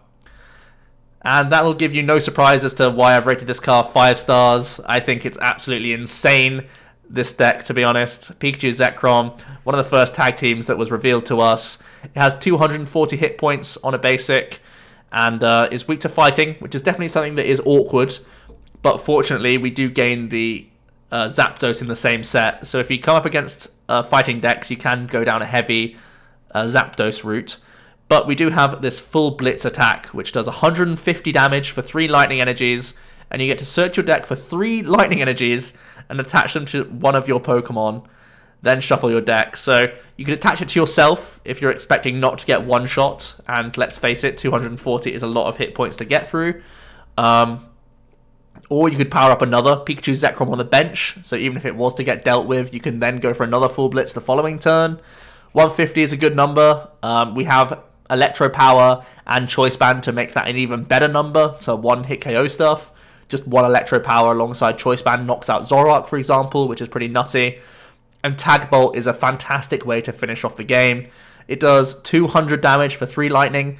If you have 3 more lightning attached to you, you also do 170 to one of your opponent's bench Pokemon. So the idea is you knock out an active GX and you knock out a Tapu Lele in the same turn and wipe your hands of the game. You've taken 4 prizes in 1 attack. That is why this Pikachu Zekrom is so strong. I believe the deck will be focused around 2 copies of this card, 1 copy of Tapu Koko GX, 1 or 2 Zeraoras, 1 or 2 Zapdos, a Tapu Koko, a Raikou. It's basically just going to be a mishmash, like a lightning-style box deck that can essentially be very non-GX focused when it needs to, but also when you're up against GX decks, can bring out the Pikachu Zekrom and just take these 4-prize swing turns and be absolutely disgusting. We have the Tapu Koko, we have Thunder Mountain, we have Energy Acceleration from the Raikou, of course, which is pretty nuts.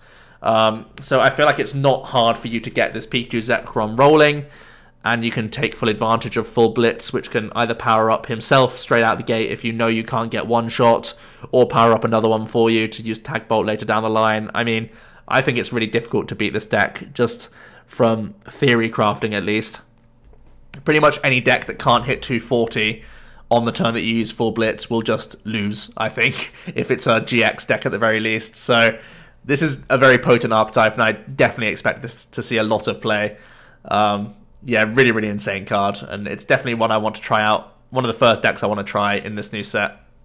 Zapdos is another phenomenal card in this set. I think it might even be stronger than the Pikachu Zekrom, in all honesty. It is essentially a non-GX version of Golisopod, which we have seen play for a long time.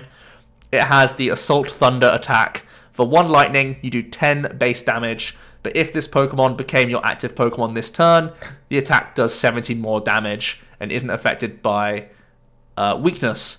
So effectively, we're trying to hit for 80 on turn 1, which is already, you know, amazing pressure for any deck to deal with. You're either taking early knockouts straight out the gate for evolving stuff, or you're starting to 2-hit KO GXs that are basics and stuff like that. So huge early pressure straight out the gate.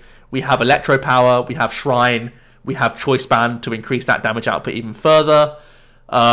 We have the new Jirachi coming out in this set, which is probably going to be paired with this deck alongside a Skateboard and Guzmas. So it's very easy for us to move in and out of our Zapdoses. And I can definitely see a way that this deck sees play in a multitude of things. I feel like there's going to be a full-on Shrine of Punishment Zapdos deck, which is just playing Zapdos and then like 1 or 2 basic other Pokemon with like rainbows. For example, Buzzwole, maybe something like Nihilego, a few other of these Ultra Beasts that can take advantage on specific turns. I can foresee there being a Garbodor deck because it can take advantage of the unit energies alongside rainbows as well. And I can also see it being part of this Zeraora, Koko, Pikachu Zekrom deck, simply because it's a powerful non-GX that is not weak to fighting. In fact, it has resistance to fighting, and resisting fighting is obviously amazing for you, so you can cover what would otherwise be a very awkward matchup. It's been something that the Lightning decks have been looking for this entire time, because they've been put in check by Buzzwole since it came out. So this Zapdos is going to be either a frontline attacker as like a 4 of in some decks, or it's going to be just like a 1 or 2 of in the Pikachu Zekrom decks. In both cases, I think they're going to be top tier archetypes, so this Zapdos is easily a 5-star card in my opinion. Just give me a sec to have another drink here as we move on to the Psychic types. We have Alolan Marowak. It's a reprint of the Fire Alolan Marowak with the Alolan Club attack. The same thing is the problem here, and that's the fact that Cubone is not an Alolan Pokemon, so your damage output is pretty much just useless. It is cool that you can now hit some new weaknesses and stuff, but this is so far away from being good that it's not really worth spending much more time on. We have a new Cosmog, which I'd like to mention. It simply doesn't take damage on the bench, which is pretty cool. There are a few bench-style attackers out there right now, Buzzwole, Ninetales, a few things like that. So it's definitely worth noting. The only issue is you have 50 hit points rather than 60, so it may end up still being worse than the Dust Gathering. I always like to think that hit points comes first, and sort of abilities and stuff come second, so the fact that you have 50 rather than 60 means you can get knocked out by like a Buzzwole in the active position with just a Diancie right now, whereas the Cosmog would force something like a Beast Energy or a Kukui play. So I think this Cosmog still may end up not seeing play, but I thought it was worth mentioning just because this is a nice ability at times. We move on to a Psychic Tag Team Pokemon in Gengar Mimikyu. It again has 240 hit points, and it's a Psychic type, basic, that is weak to dark, which is obviously one of the big downsides of this card just straight out the gate. It does resist fighting though, which is very nice. It comes with a very cool and awkward GX attack to deal with. For a single Psychic, your opponent can't play any cards from their hand during their next turn. And if you have an extra Psychic attached, you both get to draw cards until you have 7 in your hand. So what I love most about this GX attack is that the plus effect is almost the secondary effect, whereas pretty much all the other GXs are reliant on getting that plus effect. It's actually really good to do Gengar's effect just for one attachment, and pretty much denying your opponent playing any cards buys you a turn in most situations. A lot of the time, if you're doing this early, your opponent hasn't got an attacker powered up just yet, so you basically just have free reign for a turn to evolve up your guys if you are an evolution deck, or just get more attachments onto your board, or really just get more set up with supporter cards. That's what's really cool.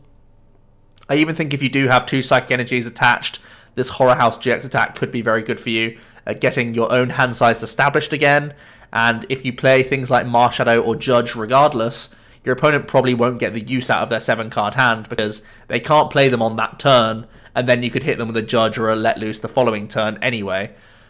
It also has the Poltergeist attack for 2 Psychic. It does 50. Your opponent reveals, it does 50 times the amount of trainer cards in your opponent's hand, and this includes obviously supporter cards because it's trainer supporters.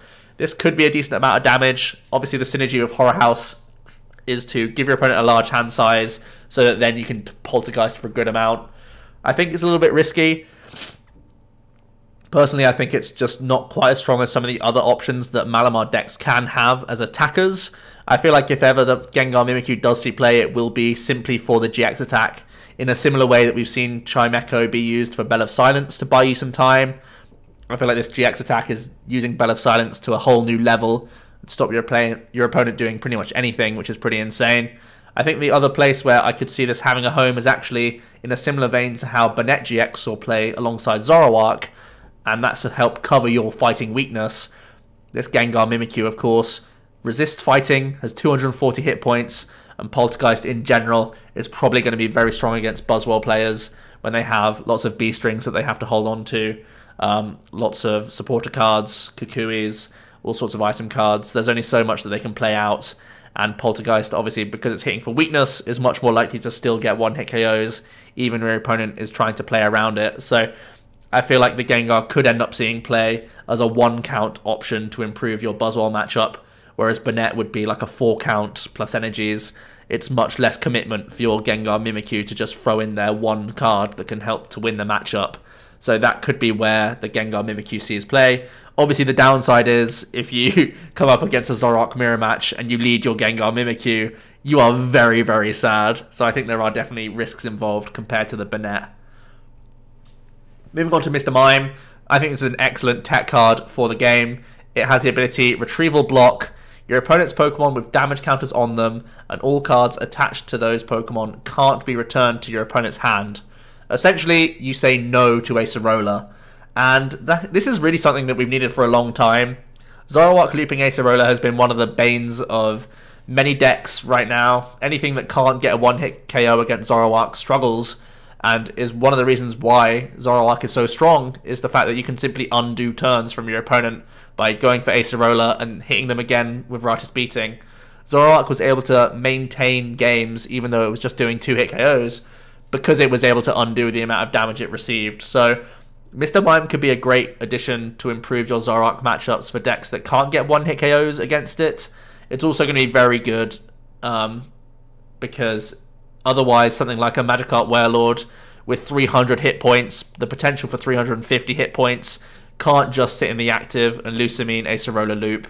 I think this is a huge card to deny these sorts of Shuckle Hooper mill decks from working. So I'm a huge fan of Mr. Mime. I think he's a great addition. I think, ironically, it goes into Zoroark decks for mirror matches.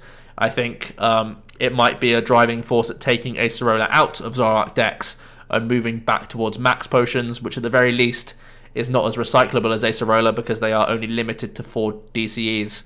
So I think it does make Zoroark a lot more fair, whilst also being a great answer to some of these boring Acerola Plumeria Lusamine style decks. I think this Mr. Mime is excellent for a couple of big reasons, and I'm really happy to see it in the format. Additionally, it actually can paralyze people as well with its attack Psybolt, so it can get you some cheese win conditions if you have no other option that turn. We do have a nice Nidoqueen, which is a pretty optimistic and powerful Stage 2 Pokemon. It has the ability Mother Call. Once during your turn, you may search your deck for a Pokemon that's not a GX or EX, reveal it and put it into your hand, then shuffle your deck. It then has the Power Lariat attack for 3 colorless energies. It does 10 base damage and 50 more for each evolution Pokemon on your board. The idea with this deck is to get as many Nidoqueens up as possible and swing very hard with your Power Lariat, whilst also getting other Nidorinas and any other setup Pokemon in your back powered up as well. Mother Call can do... Power Lariat can do big one-hit KOs if your board is powered up correctly. And I think the fact that Nidoqueen's a Psychic type also helps it out, because you can use Mysterious Treasure to help get this out, whilst discarding a few less pieces here and there. Honestly, I think Nidoqueen's hit a really good sweet spot. It's come out at the perfect time. We've just gained Communication, so your Elm odds are very high. We have the new Pidgeotto, which is also Elmable, and it is an evolution which can help you draw a few more cards. We've obviously seen decks function under Alolan Ninetales GX much better. There's even been Meganium, Swampert, Super Boost style decks that Nidoqueen could fit into. So I feel like there's lots of avenues to try and make Nidoqueen work, and I think at least one of them will work. I think in general, the deck probably needs to play 1 or 2 Malamars, and then it will just play DCEs, 1 Super Boost, and like 3 or 4 Psychic Energy. So you can Psychic Recharge to your Nidoqueens in the back, so that you can make sure that you can chain Power Lariat as much as possible. And then from there, the deck is just going to be full of supporting Pokemon, a thick Nidorina line, probably like a 4-3-4 line of your Nidoqueen, followed by probably a Alolan Ninetales, probably rare candies and stuff like that. Swampert if you want to. Basically, any engine that you feel works best will go with this Nidoqueen, and it's just going to be swinging very hard.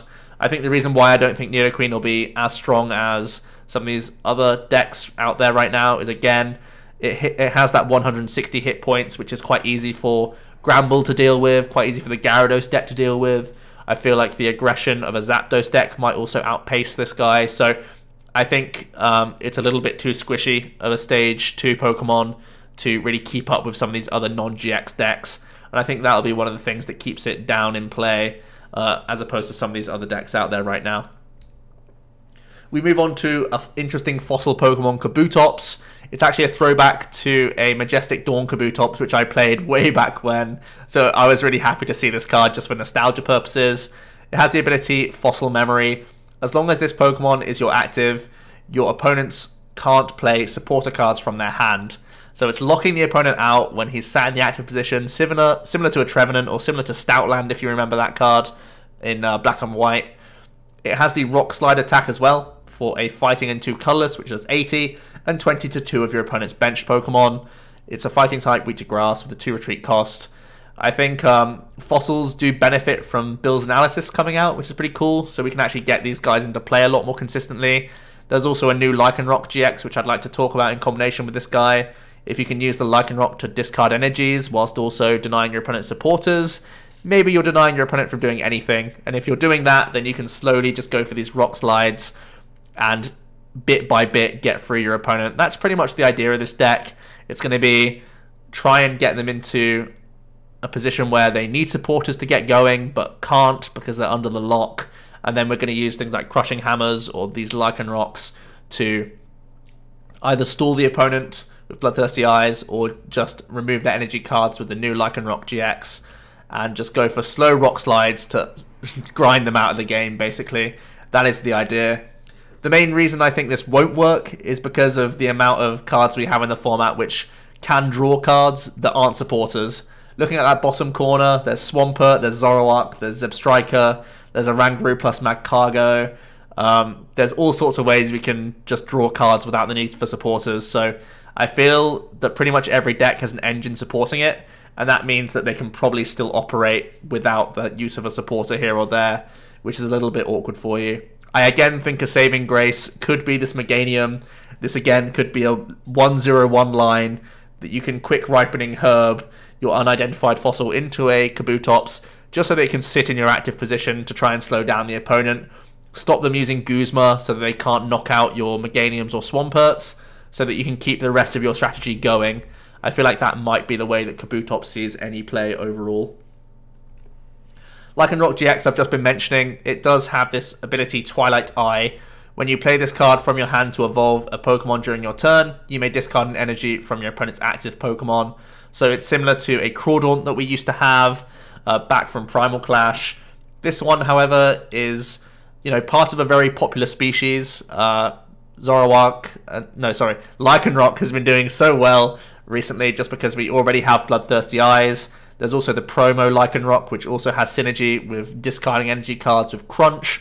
So it's got a good chance just because it's got some powerful other evolutions that this guy may end up seeing play. Just because you're already going to be playing an element of Lycanroc in some decks, this guy could be a splashable option in some of these just to remove an energy here and there. His attacks are slightly weaker than the other Lycanroc ones.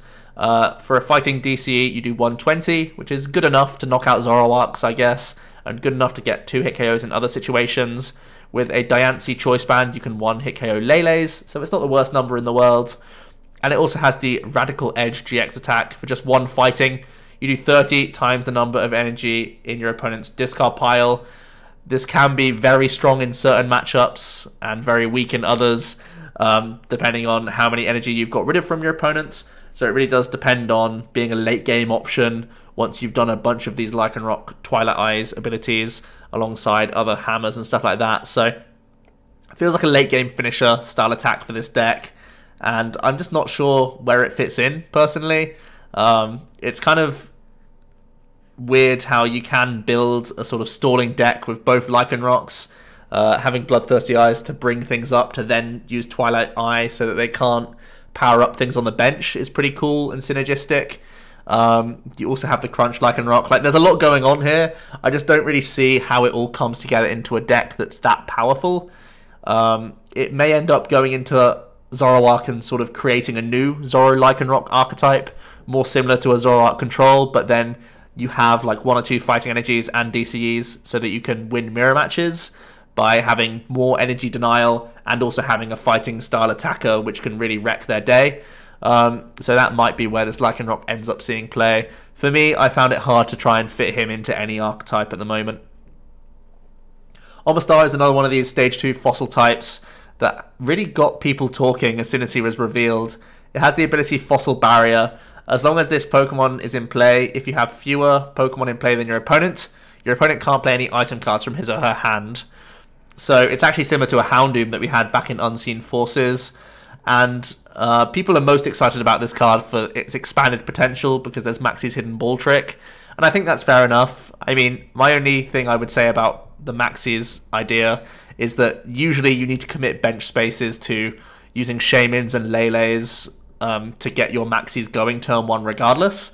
That you have to get pretty lucky to have a bench of like less than 4 plus an attacker to use this Omastar. So it feels more of like a Parallel City style effect where your opponent basically just has to play with 3 bench during the game, which notably is powerful, obviously, but it's powerful for different reasons than just trying to lock out the opponent. I think people are getting way too excited at the fact that they could high roll a Maxi whilst only benching like 2 things and lock your opponent out of the game early, because I feel they will always be able to use item cards in their opening turns, and that's the most important time to use item cards because is what's going to get you into your Pokemon, and then the Pokemon get you the rest of the things going in the game right now.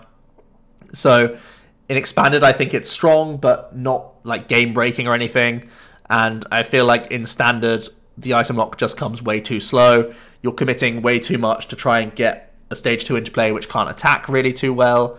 And I don't really see any attacker that can sort of be supported by this, that can just sort of function on its own whilst you just spend your turns setting up a stage 2 which doesn't even draw you cards. It feels very clunky and is probably a little bit too much work for my liking. On to Absol, a very interesting card which I had to look at a bunch of times because I've had this at all different star ratings, to be honest. I eventually landed on 3 stars because I do believe this will see play in stall variants, as well as being a nice tech card for Jirachi Skateboard, which is going to be in one of the most popular archetypes in Zapdos. So let's break it down. It's a 100 hit point basic, which has the ability Dark Annulment. As long as this Pokemon is in play, your opponent's active basic Pokemon's retreat cost is 1 colorless more.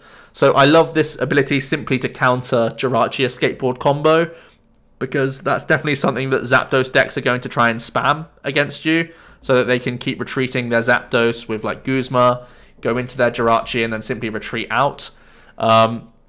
This really does deny it quite well, and that's going to be a big deal for you trying to disrupt these Zapdos players and not letting them keep their Jirachi engine for the entire game, which can really help you sort of combat them and stop them getting into more Electro Powers and other powerful items from their deck. You really just deny their draw engine, which is very cool for you.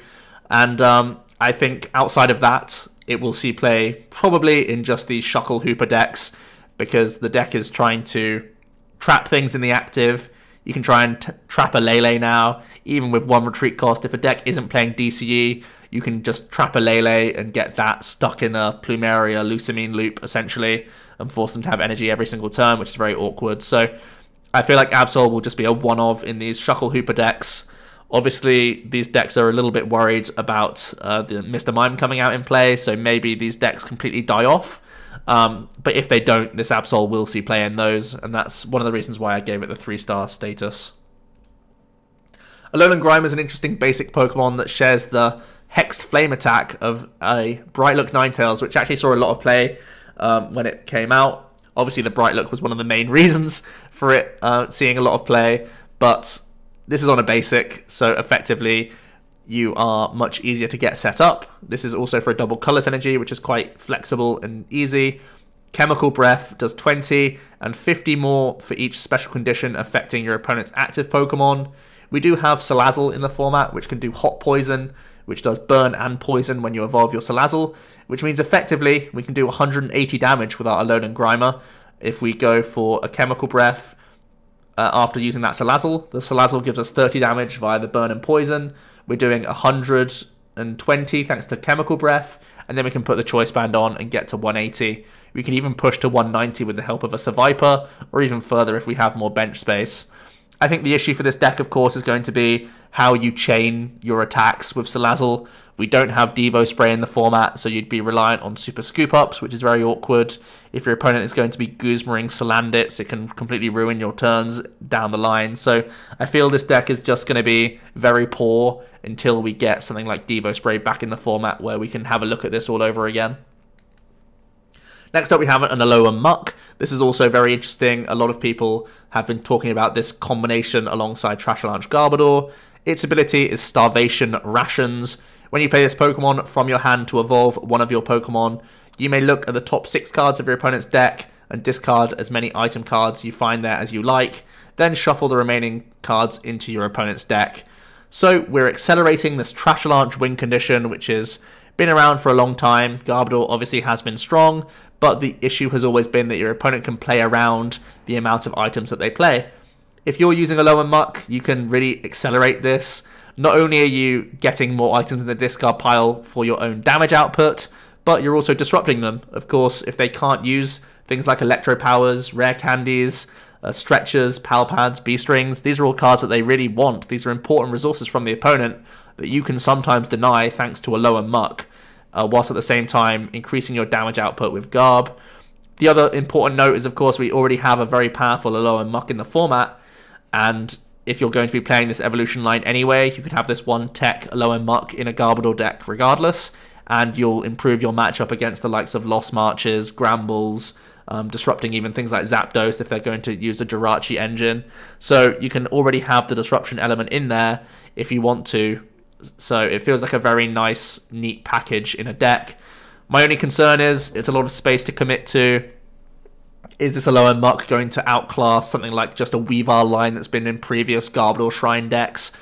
Is it going to outclass all these other basics like Buzzwole with early pressure that it can put out in comparison to this Alolan Muck? And my early instinct is that it's not going to outclass it. Again, part of the issue is similar to the Salazzle, that we don't have Devo Spray to reuse its ability much, so your bench space does start getting full of these mucks if you want to use multiple of them. And if you're just using 1 or 2 of these lower mucks, it feels like you're probably not getting enough procs because you're only really hitting like 2 or 3 items at best. And sometimes you're just completely whiffing. And in those cases, it feels really bad to be playing this lower muck. So overall, I think it's a little bit weaker than people first thought, but could still be worth trying out for this Trashalanche style deck. Hooper GX is a card that I feel has no real place in Standard, but I still love this card for Expanded. I think this is an absolutely huge addition in Expanded. Let's break him down. He has 190 hit points on a basic. He is weak to fighting, which is a problem. Does have the nice resistance to psychic, and he has 3 attacks. The first for a single dark energy is Rogue Ring. You get to search your deck for up to 2 cards and put them into your hand. Shuffle your deck afterwards. For 3 dark, you do 160, and this Pokemon can't use Dark Strike during your next turn. And also for that 3 dark cost, you can use Devil Hand GX. You choose 6 of your opponent's Pokemon GX and EX and do 30 to each of those Pokemon, and you may choose the same Pokemon more than once. So this is really flexible and powerful. I do think he becomes the new frontman of a Turbo Darkrai style deck. When you have Dark Patch, Max Elixir, you can even use Nanu on things like Darkrai GX and Darkrai Prism Star to accelerate your Hooper GXs. I think it's very easy to spam this card. You even have the old Darkrai EX with Dark Cloak, so you can move between your Hoopers very efficiently. I essentially feel like it's just a better means of Dark Head Darkrai that we had from Breakpoint. I feel like this Hooper is much more stable in its own damage output. Just doing 160 for 3 Dark is very fair. You have Choice Band, and you have a few other buffs. You have Black Market Prism Star, which can help this deck out. And the fact that you have Devil Hand GX is absolutely insane. You get to do up to 180 damage, and you can essentially take out a Shaman and also set up other damage counters for you later. So against a Zoroark deck, you could go knock out Shaman, put 30 on your other Zoroarks, so then I can hit you for 1-hit KOs with Dark Strike later down the line, basically throughout the game. So I think this really does have a great home in Expanded, but for Standard, we have none of this sort of support, which just kind of strands your Hooper at being too expensive to work. The Rogue Ring is actually just another good attack, especially in Expanded, because if you come up against Seismitoad decks, if you tech for the matchup, you can just use Rogue Ring, get those tech cards out, and go for like a Fama play straight out the gate, and put your opponent into a defensive position. So I do feel this definitely is going to be carving a new build of Turbo Dark in the format. But for Standard, there's just no real hope for it, in my opinion. Oops, moving on to Incineroar GX, we have a 1-star Stage 2 Pokemon, unfortunately. This also is a very hyped GX Pokemon, and I'm going to have to let Ross down and tell him that it's not that good. It's a Dark type, 250 hit point Stage 2. Again, it's weak to fighting, which I always have to say is awkward right now. A nice resistance to Psychic. It has the ability Scar Charge. Once during a turn, you may put 3 counters on this Pokemon. If you do, search your deck for 3 Dark Energy and attach them to this Pokemon. So he effectively charges himself up all at once, which is very, very strong, to be fair. So your only real focus has to be getting your Pokemon out, and then naturally you can get the energies out with it. So you don't actually need to play that many energies in your deck. You could simply play like 5 Dark Energy cards, and then just try and recycle it with Brock's Grit or with energy recycle systems, which is very cool. It's just the awkward thing is that his attacks aren't really good enough. Crushing Punch for 3 colorless does 130, and you discard a special energy from your opponent's active Pokemon. This reminds me of Mega Sizzle EX's attack, and although it is good to get rid of special energies, we've seen this effect on Sceptile GX, and Sceptile isn't seeing much play in the format right now, even though special energies are rife. And another reason why this is awkward is that it's basically a Sceptile deck that can't beat Buzzwole. In fact, it loses terribly to Buzzwole, whereas Sceptile pretty much wants to find Buzzwole every single game, and also has counters to other Ultra Beast decks like Blacephalon. And Incineroar really has no answer to Blacephalon, because doing 130 with Crushing Punch isn't going to win you any game against those decks. So I feel like your damage output is enough to deal with a lot of non-GXs, but not enough to deal with some basic GX decks, and I think there are still going to be a good amount of those going into the new format. I don't think it really has enough comeback mechanics either. I feel like its damage output just isn't quite there, and that's what's going to make it pretty weak overall. It's its GX attack is Darkness Tornado GX. You do 10 and 50 more for each damage counter on this Pokemon. So the idea is to tank hits and take a big one-hit KO when you need to. You can obviously use Scar Charge every turn, so if ever you're not getting one-shot by things, you can try and use a Max Potion, then just Scar Charge back into 220 hit points. But to be honest, 220 isn't the hardest number to hit, especially with some of the newer cards coming out and its awkward weakness. There's so many reasons why I feel like Incineroar won't see play. It feels a lot better than the Ampharos that we talked about earlier, but it does have the sort of same issues that it suffers from, and I think that's the biggest issue here. Definitely a flashy card, definitely cool to see. There's some random Nanu combos as well that you could think about with this card, which will be fun for highlight reel moments, but overall I don't think it's good enough for standard. Next up we have a Yveltal. I wanted to mention this mainly because you can never underestimate free retreat cost basics. Yveltal is one of those, which is awesome. It also has a nice fighting resistance and 110 hit points. It has 2 attacks, Derail does 30 and discards a special from your opponent's active, similar to a Cobalion EX that we've seen way back when. And it also has the Clutch attack, which for 2 dark does 60, and your opponent's active can't retreat during your opponent's next turn. I felt like this Yveltal, more than anything, was worth mentioning just because it could be a nice addition for the Yveltal break decks, as a nice attacker which can attack with 2 energy cards. I think the other Yveltals normally attack with Oblivion Wing and then have like the Fright Knight Yveltal, which also attacks for 3 energy. This guy attacks for 2, so it's a little bit more efficient and can finish things off if you've gone for Baleful Knights and stuff like that. So it can release the pressure on your Dark Patches and your Elixirs. So I thought that was the main reason to mention this Yveltal. It's a small buff to the Yveltal Break Shrine deck that isn't really a thing right now, but I thought it was worth mentioning because I'm someone that never wants to underestimate a free retreater because it's always such a nice fundamental thing to have in the game. Zoroark is a non-GX trying to replicate Vespiquen, one of my favourite cards of all time, with his Night Punish attack. It does, for a dark and 2 colourless, 20 times the amount of Pokemon in your discard pile, a maximum of 10 Pokemon. So you're capping out at 200 damage, but it's pretty easy to reach that number, to be honest. We have lots of discard in the format. We have Sightseer / Ingo and Emmet, whichever one you want to play. We have Ultra Balls, we have Zoroark, which can be trading anyway for you. And if you're already playing this evolution line, you may as well play 1 Zoroark GX just to help you draw cards throughout the game. Potentially a 2-2 split of these Zoroarks if you really want to, and just have like a beat stick option for you one time in the game, whilst keeping Riotous Beating for the majority of the time. It also has the Taunt attack, which allows you to switch your opponent's bench Pokemon, which I think you'll rarely use, but it's something to keep in mind. The biggest downside for me is that we don't really have enough energy acceleration to back this up.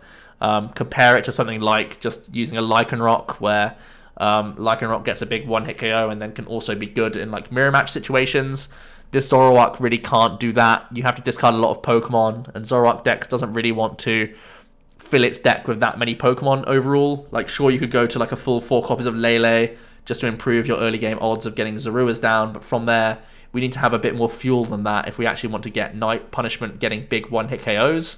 So I feel like it's a little bit awkward for other Zoroark decks and fits in a lot less well than I thought it would. I mean, even when we had Mind Jack, which was a phenomenal non-GX attacker, that old Zoroark was basically phased out of Zoroark GX decks because we realized that we would rather turn our Zoruas into GXs to draw more cards than we would to commit to non-GX threats. Much more notably, however, again, in Expanded, we have the support of Dark Patch and Battle Compressor, so this guy is a lot faster and a lot more potent and can chain its attacks much better than it can in Standard, where we're limited to things like EXP Share or Baton if we're going to try and reuse our Zoroarks turn by turn. That's why I feel like it's such a weak card. It'll probably lose to the other Stage 1 non-GX decks out there. In general, it'll probably get outraced by Zapdos. This is always something we have to keep in mind at the moment because it is a new deck coming into the format, which will definitely see a lot of play. And that's what's going to keep the Zoroark deck from seeing a lot of play overall. Moving on to Bisharp, this is a Stage 1 that I think has a little bit more potential. It has the dual stab attack. For a single metal, you do 30, and if this Pokemon doesn't have any damage counters on it, you do 90 more damage.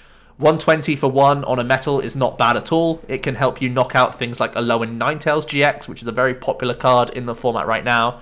Can also be a nice tech card for Gardevoir. And this is actually something that Garbodor's really been looking for, because Gardevoir was always one of the things that could keep Trashalanche in check, because it could use its Twilight GX attack to recover all of its rare candies and Ultra Balls, and then you're left with basically no attackers available. Well, Bisharp can come in and knock those out. I think that's really awesome for you. I think the fact that you play Ditto Prism Star in these sorts of decks as well just means that if you're playing unit energies, you can always consider this guy. Unfortunately, you can't use him with Rainbow Energies because he will then receive damage, so he's a little bit less perfect. But we could even try and go one step further and build a very heavy Bisharp deck, using things like Shrine of Punishment, Delmise, Choice Band, stuff like that could really push your Bisharp into big one-hit KOs, to be honest. And that could be a fun rogue deck out there. Obviously, you're very weak to things like Tapu Koko doing one flying flip. You pretty much need to play some healing cards, or you need to play things like Metal Frying Pan, so that you don't just get a loss to a spread just in one go. But I think if your fallback is a Trashalanche anyway, or a few other attackers out there, I think you can be versatile enough to have a good non-GX Shrine deck out there. And that's definitely something worth noting. I feel like this Bisharp is quite strong. And again, there's one of my favourite pet cards, the Cyrus Prism Star, is one that you could use, and it's always something to keep an eye out for when you're thinking of playing water or metal decks. Bronzor is again just one of these basics that I wanted to touch on. It has the ability Head Start Evolution. This Pokemon can evolve on the second player's first turn or on the turn that they play it, which is excellent for you. If you go second in Expanded, you're never too happy, and I feel like you'll still never choose to go second because you could end up with a 0-card hand in this current meta, which kind of stinks. But having both this Bronzor and Jasmine now means that the Bronzong deck can really pop off on turn 1 if it's going second. You could end up powering up a Chaos Wheel turn 1 with a Giratina, so it could be the revival of Dino Boys, which would be really awesome. You could compressor away Jasmine for a bunch of Bronzors and Bronzongs, put them all down all at once, use more compressors, Shamans, Skyfield, get your Metal Links going, find yourself a DDE, get Giratina in the active, boom, and you're Chaos Wheeling from turn 2, which denies your opponent from putting down any DCEs, which is, you know, pretty strong in a Zoroark field meta. Of course, a lot of them do play Faber, so you'll eventually run out of Chaos Wheels, but if you use that just to help set up things like Tyrantrum in the back for big one-shots, it could be a pretty good approach. And you can even do things like put Parallel City into play against a Zoroark player and Chaos Wheel, and then they're going to be very limited as to what they can do and to their damage output as well. So nod to Dino Boys, but I think outside of that, not too much to note there. Cobalion GX is another one that I just wanted to touch on. I feel like he's not that strong. He's a 170 hit point basic GX, weak to fire, which is always going to be, again, a headache when there's Blacephalon in the format. It has this nice ability, Metal Symbol. As long as this Pokemon is in play, your Pokemon with Metal Energy attached can't be affected by special conditions, and you also remove all special conditions on those Pokemon if he's just put into play. I feel like this isn't all that relevant right now. There's not a huge amount of special conditions going around. It's only really things like Blacephalon, which this is awful against anyway, or the new Venusaur deck, where this is actually quite helpful for your metal Pokemon. But I don't really see a home for him. His Dual Saber attack does 50 for 2 metal. If there's a Stadium in play, you do 60 more. It's only 110, and if we are playing a metal deck, we're looking more towards getting big one-hit KO attacks off. So he doesn't really fit the role. He's more of just a bench sitter in a similar way that Virizion EX was. I mean, Virizion saw all the amount of play because how good Emerald Slash was, and the Verdant Wind was like a backup effect. Cobalion kind of would only ever see play because of his first ability. He also has the Iron Lord GX attack. During your opponent's next turn, none of your opponent's Pokemon can attack. So you can sometimes get random moments where you can force ties and stuff like that against people, but I really don't think this is worth a space in something like a Magnezone deck. Don't think it goes into a Turbo Metal deck either, just because its own attacks aren't doing enough. It just feels a little bit too inefficient. Even with the help of things like Delmise, you're not reaching enough numbers at the moment, so I do feel this Cobalion GX is on the weak side. Doublade is another Stage 1 Pokemon that I'm quite excited about. It's hilarious how Pokemon have made all sorts of different Stage 1 decks that can reach high numbers that are just slightly awkward. We have such a large amount of them in the format right now. We have the new Gyarados, we have this, we have Gramble, we have Alolan Eggs. We have all sorts of non-GX Stage 1 decks that are just kind of like awkward, but we'll play them anyway, just because they can reach ridiculous numbers. This Doublade is a 90 hit point Stage 1, that for a double colorless does Tool Drop, an attack that we're familiar with from an old Trubbish. It does 30 times the number of your tool cards in play, as opposed to Trubbish's old 20 times, so we're trading off a basic into a Stage 1 so that we can do more damage, which makes sense to me. We do have a good amount of support for this Doublade. We have Adventure Bag, which can instantly grab you 2 tools. And we also have Genesect GX with that double drive ability, allowing us to attach 2 tools onto him at once, similar to how Tool Drop used to have Sigilyph, which could have up to 4 tools attached to it. This Genesect can put 2 on himself, and that means that we can go from a maximum damage of 180 if we had a full bench and are active, all having tools, to now weaving in some Genesects to going way higher in our damage output. If we have like 3 Genesects on the board, we're pretty much one-shotting everything, which is pretty cool. You could even reach some tag team GXs for one-shots, which is hilarious, really. We do have lots of interesting tool cards that we could be looking at. We have Dumbbells and Frying Pan for making ourselves a little bit more tanky and annoying to deal with. We have Choice Man for even more damage output. And there's even the option for something like Shedinja to attach itself onto your guys to deny prizes from the opponent, which could be a fun thing to go for. A quick note on the Honedge. There's one that we got from Forbidden Light, which has the Final Hour ability.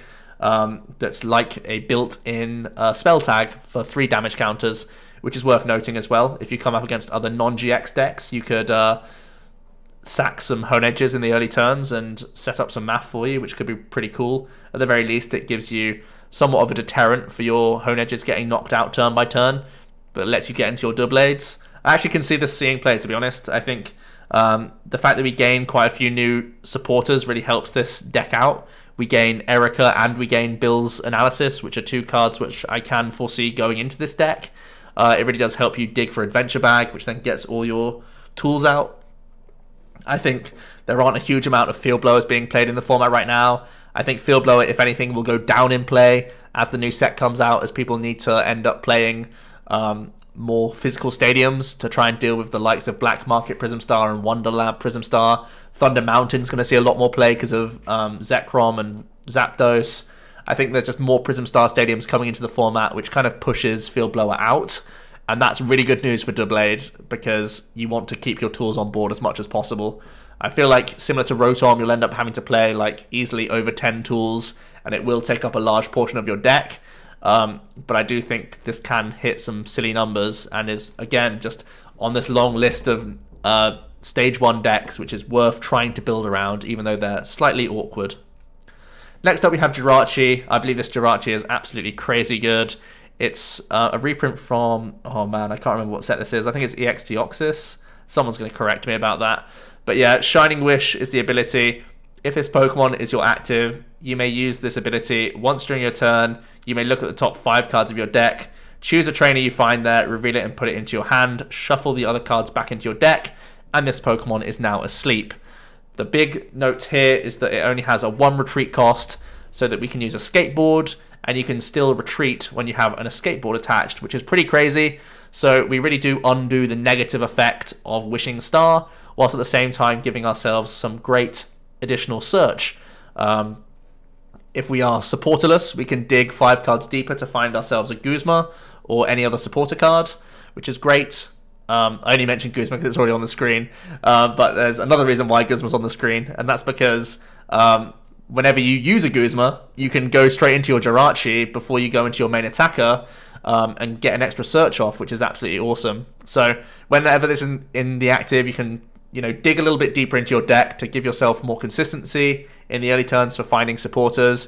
It can also give you, some more important item cards. The things on the screen I've got all are decks which have been known to play a skateboard previously. The Zapdos deck will probably play this engine more than likely. It's what we've seen the most of from Japan. Rotom is known for playing 4 skateboards, so having a Jirachi engine can definitely help speed things up if you can dig out some important Ultra Balls or skateboards or adventure bags, stuff like that. Doublade, of course, is going to be reliant on adventure bag as well, so playing Jirachi in that deck makes sense. Malamar, the sort of gas can builds have been known for playing a skateboard, and if you're going to be playing it anyway, Jirachi could be a helpful option for that deck. So for the fact that it's going to be seen in Zapdos alone made this a 5-star card, but I think it may be even more versatile and can be played in all sorts of different things, which is very, very cool, because it just makes Guzma an even better card somehow, which is absolutely ridiculous to think about, whilst at the same time giving you some good early game consistency that isn't really punished because we have the nice check of a skateboard to mitigate the negative effect that Jirachi would normally carry. We move into the Dragon types with Alolan Exeggutor. We get a Dragon type reprint of the Grass Alolan Egg, which actually does come with a whole bunch of different ramifications, surprisingly enough. We now have an Exeggutor which is searchable via Mysterious Treasure, which actually synergizes quite well when the deck already wants to play Let Loose, so we can play a couple copies of Treasures now, much more realistically. We can play Lance Prism Star, and that can help us grab 2 Alolan Eggs straight from our deck and go straight into them, which is really cool, and mitigate the issue that we have some fragile Exeggutors on our board for a large portion of the game. Also, if you have plenty Alolan Eggs set up on your board, you could add Latios Prism Star into your build for some big one-hit KO turns, which is pretty fun. Devoured Field pushing you to up to 130 is actually so helpful for making some magical numbers against the likes of Baby Buzzwole, Gramble, a handful of other non-GX Pokemon, which is just absolutely excellent for you.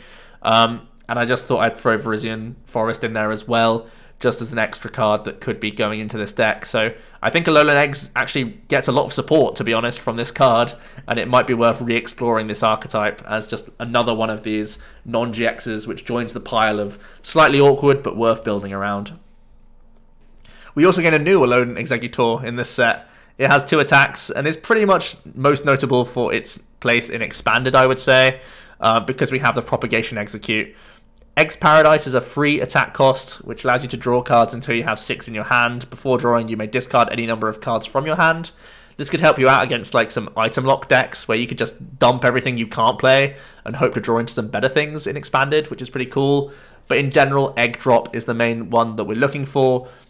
For a Grass Colorless or Double Dragon in Expanded is probably what we're looking at. We discard any number of Execute from our hand, and this does 60 for each discarded in this way. This is obviously great when you have Propagation, so you can do at least 180 if you've evolved your Exeggutor from an Execute. But if you've used a Lance Prism Star or a Ditto Prism Star, we can actually be going into ridiculous numbers with this guy. An additional 60, going up to 240, pretty bonkers. Getting some nice one-hit KOs. Again, you have the Latios Prism Star as an option here. Much more usable because you'll already be playing Counter Energies or Double Colorless or both. Or sorry, Double Dragon. So I think this has some fun potential in Expanded. Obviously, the deck doesn't want to see Garbodor or Muck. Doesn't really want to see Item Lock either. And it is quite reliant on your Lance Prism Star and a few other things here and there. So there's definitely counters to this deck, but it could be a lot of fun to get around and start using your Propagations and getting huge damage output in there. For Standard, though, no real home for this guy because we don't have the same Executes.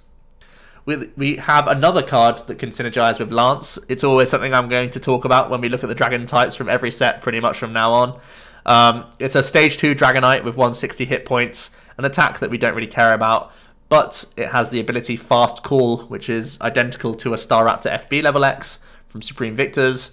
Once during a turn, you may search your deck for a supporter, reveal it and put it into your hand, and shuffle your deck. There's quite a few supporters out there right now that we would like to spam. Making sure that we have Guzmas or Acerolas on specific turns could be really awesome, as well as just having extra draw support. Judge as well as another card that you want to have on specific turns, so definitely a nice ability to have on your side. Lance also gets the small buff of Pokemon Communication, so if ever we draw into the Dragonite, we can Communication it back into our deck so that Lance is more live more often. The question for me is, where do we play this card? I mean, the Dragonite GX deck never really worked, and I don't feel like having this card in here makes it all that much better. I think the Garchomp and the Alolan Eggs decks would benefit from this being pulled out from Lance, and could end up being a nice little backup engine for them. Especially for Garchomp, you can guarantee yourself a Cynthia every turn, and then your Lucarios can be focused on other things, which is pretty nice.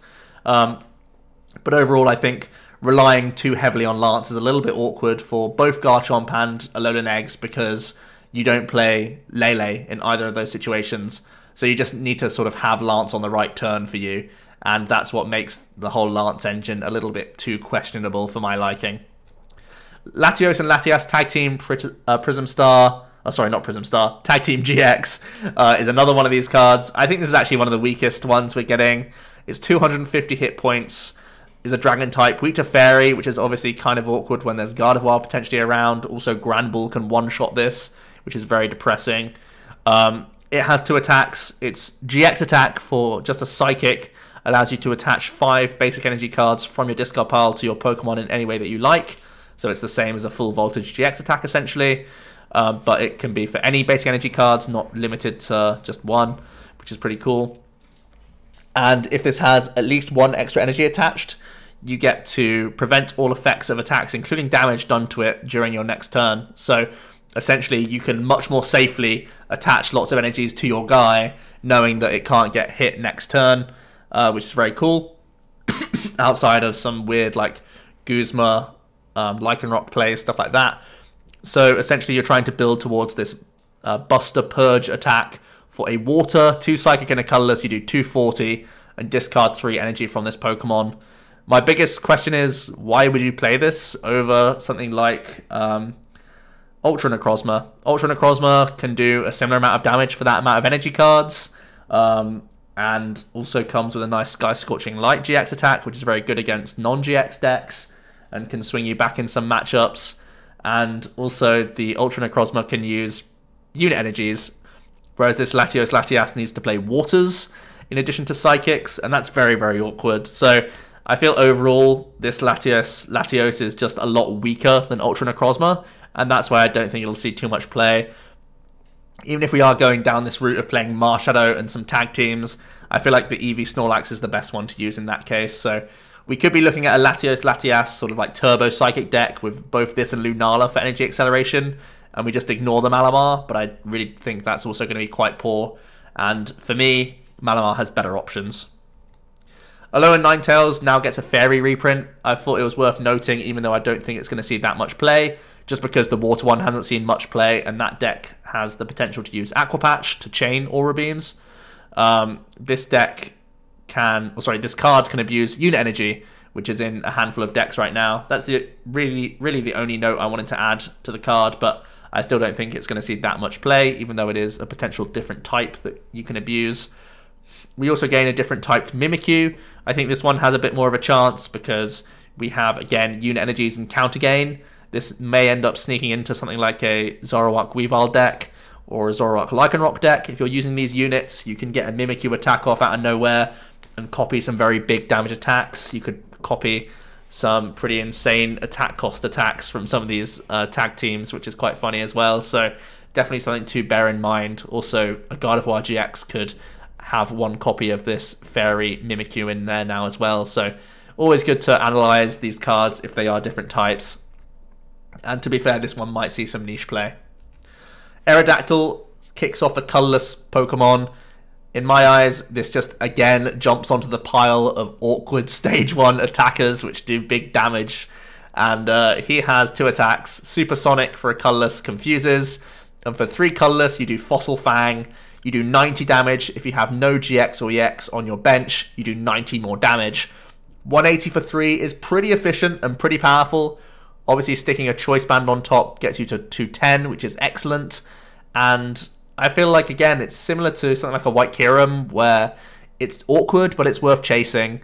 The most awkward thing is, of course, you're a fossil type, so you're probably going to have to use a Bill's Analysis style engine to get your guys out.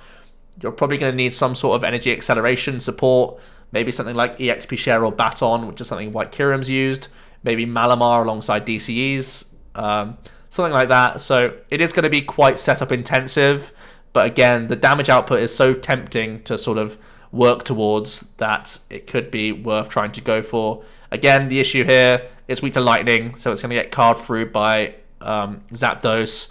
Even if you are responding on them, you're sort of overkilling while they're not committing as much as you are. So it feels like you'll be a little bit behind some of these other non-GX decks, and that's always what's going to keep these Stage 1s in at Tier 2, Tier 3 sort of area, because Zapdos is just such a powerful pace setter for these other non-GXs out there.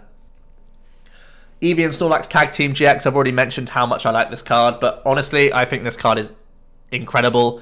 I think the fact that its attack costs are all colorless means that it opens the doors for all sorts of acceleration, which is great for you. You have a very chunky 270 hit points. You are colorless.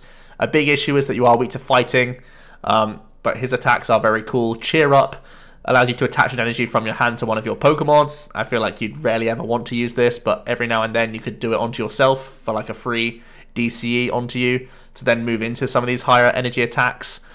Dump Truck Press for 4 colorless does 120, and if your opponent's active Pokemon is an evolution, you do 120 more. This is insane for knocking out, you know, any stage 2 or well, most stage 2 or stage 1 GX Pokemon. Really, really powerful. Getting 1-hit KOs is awesome. If you are going to put this in the discard pile in something like a Malamar deck, you could use it with Marshadow. You could use Diancie as well and Choice Band, and that means that even against things like Tapu Lele, you can take 1-hit KOs with Dump Truck Press, which makes it a very threatening card and very powerful before we even get on to the GX attack, which is my favourite part about the Eevee Snorlax. For that 4 energy, we could just do 210, which on its own is great, but if you have that extra 5th energy card, you also get to draw until you have 10 cards in your hand. We've seen how great Tempest GX has been for Rayquaza. This Eevee Snorlax is a little bit different because you kind of already need to be set up to have the 5 energy attached to yourself, but it's more of like a late game card where you tell your opponent that you're taking a knockout, they have to deal with a big 270 hit point basic that can just start using Dump Truck Press from then on, whilst also having a 10 card hand to be like, hey, I've probably got Guzma for game if I do this knockout with Megaton Friends GX. Are you able to knock out the Snorlax whilst also hitting me with a Judge? Because that's a lot to ask for, basically. I think the Eevee Snorlax is very cool. I can foresee it going into a Gardevoir deck. I could foresee it going into a Malamar deck, especially with Marshadow. I definitely want to try it out with my own Quagsire builds when you're using Quagsire Articuno. I feel like it may be stronger than using something like Werelord, Magikarp. It could even go into some Vikavolt decks. I think everything... Well, the Gardevoir was already playing DCEs. Malamar could play DCE. I think Quagsire has so much inbuilt acceleration anyway that you don't need to. But I think this is just a card that's worth building around, honestly. I think it's very, very potent and can do some ridiculous damage in the format right now. Really neat numbers overall. Continuing with the colour stuff, we have a Farfetch'd. I thought I'd quickly mention this card as a tech option, just in case some tools start getting out of hand. I think if Shedinja ever becomes like a mainstream card in like some non-GX decks, having this item repel attack is probably worth noting. Doing 20, discarding a tool if you do 70 more. So we are capped at just 90, so it's only really for stuff like Doublade if they start playing Shedinja. But it could be a nice tech card for that. Additionally, if any deck starts getting too reliant on Baton or Spell Tag, stuff like that, we can start punishing them with Farfetch'd instead of something like a Field Blower if we really want to tech more heavily for them. Another good upside is if you just happen to lead this card, if it is a tech in your deck, you can at least collect with it. So it's not the worst downside in the world, but overall won't see play right now. Just wanted to keep it in mind just in case a Shedinja deck does start popping up and start dominating the format. Persian is another nice stage 1 Pokemon that you always can keep in mind when we have Ditto Prism Star, and I feel this one has some great potential. Teacher Lesson for a colorless does 20 damage. If your opponent has more than 4 cards in their hand, look at their hand and discard until there are 4 cards remaining. So you're cherry picking the best cards from their hand and leaving them with the absolute worst of the worst. That's what's really cool. I love this card for being a way of beating mill decks. So we already have Mr. Mime in this set, but Persian is another reason where mill may start to be worried because you can discard their Lucamines. You can end their Lucamine chain by using Teacher Lesson, which is insane. Honestly, stall decks might have to start playing a full 4 copies of Lucamine now if Persian becomes mainstream, because you can just look at their hand, get rid of all their Lucamines at once and end their chain. And once you've done that, they're limited to the amount of supporters they have left in their deck, and it's probably not going to be enough to out-resource you, which is pretty insane. Additionally, you're going to meme on unknown hand decks, which is, you know, hilarious in its own right. And you can also be quite good against Zoroark decks, to be honest. You can discard a bunch of their like DCEs and other combo pieces in their hand, You're probably sacrificing a prize in order to do that, but if you're in Zoroark mirror matches where control is a big aspect in the game, if you can get rid of, a key, Power Pad, a Max Potion, a spare DC here and there, it could be a really big swing for you. So I feel this Persian may end up seeing play in Zoroark and also in other decks that happen to play Ditto to improve your matchup against Mill and also improve your matchup against Zoro. I think it's a worthwhile inclusion in some decks. It is, of course, a deck space. That's why I've only given it 1 star. It's only going to be quite niche, but if Mill continues to be around, this is a good check to it, to be honest. Pidgeotto is one of these additions to the binder to give us some nice draw in here.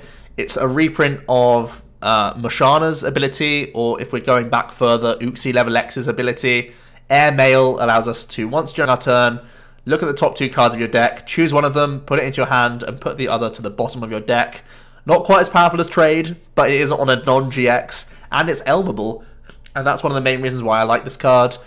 On the right, there's a few decks that are probably going to play an Elm engine, and you can simply also get out your draw engine at the same time, making your mid-game Elms a lot less weak.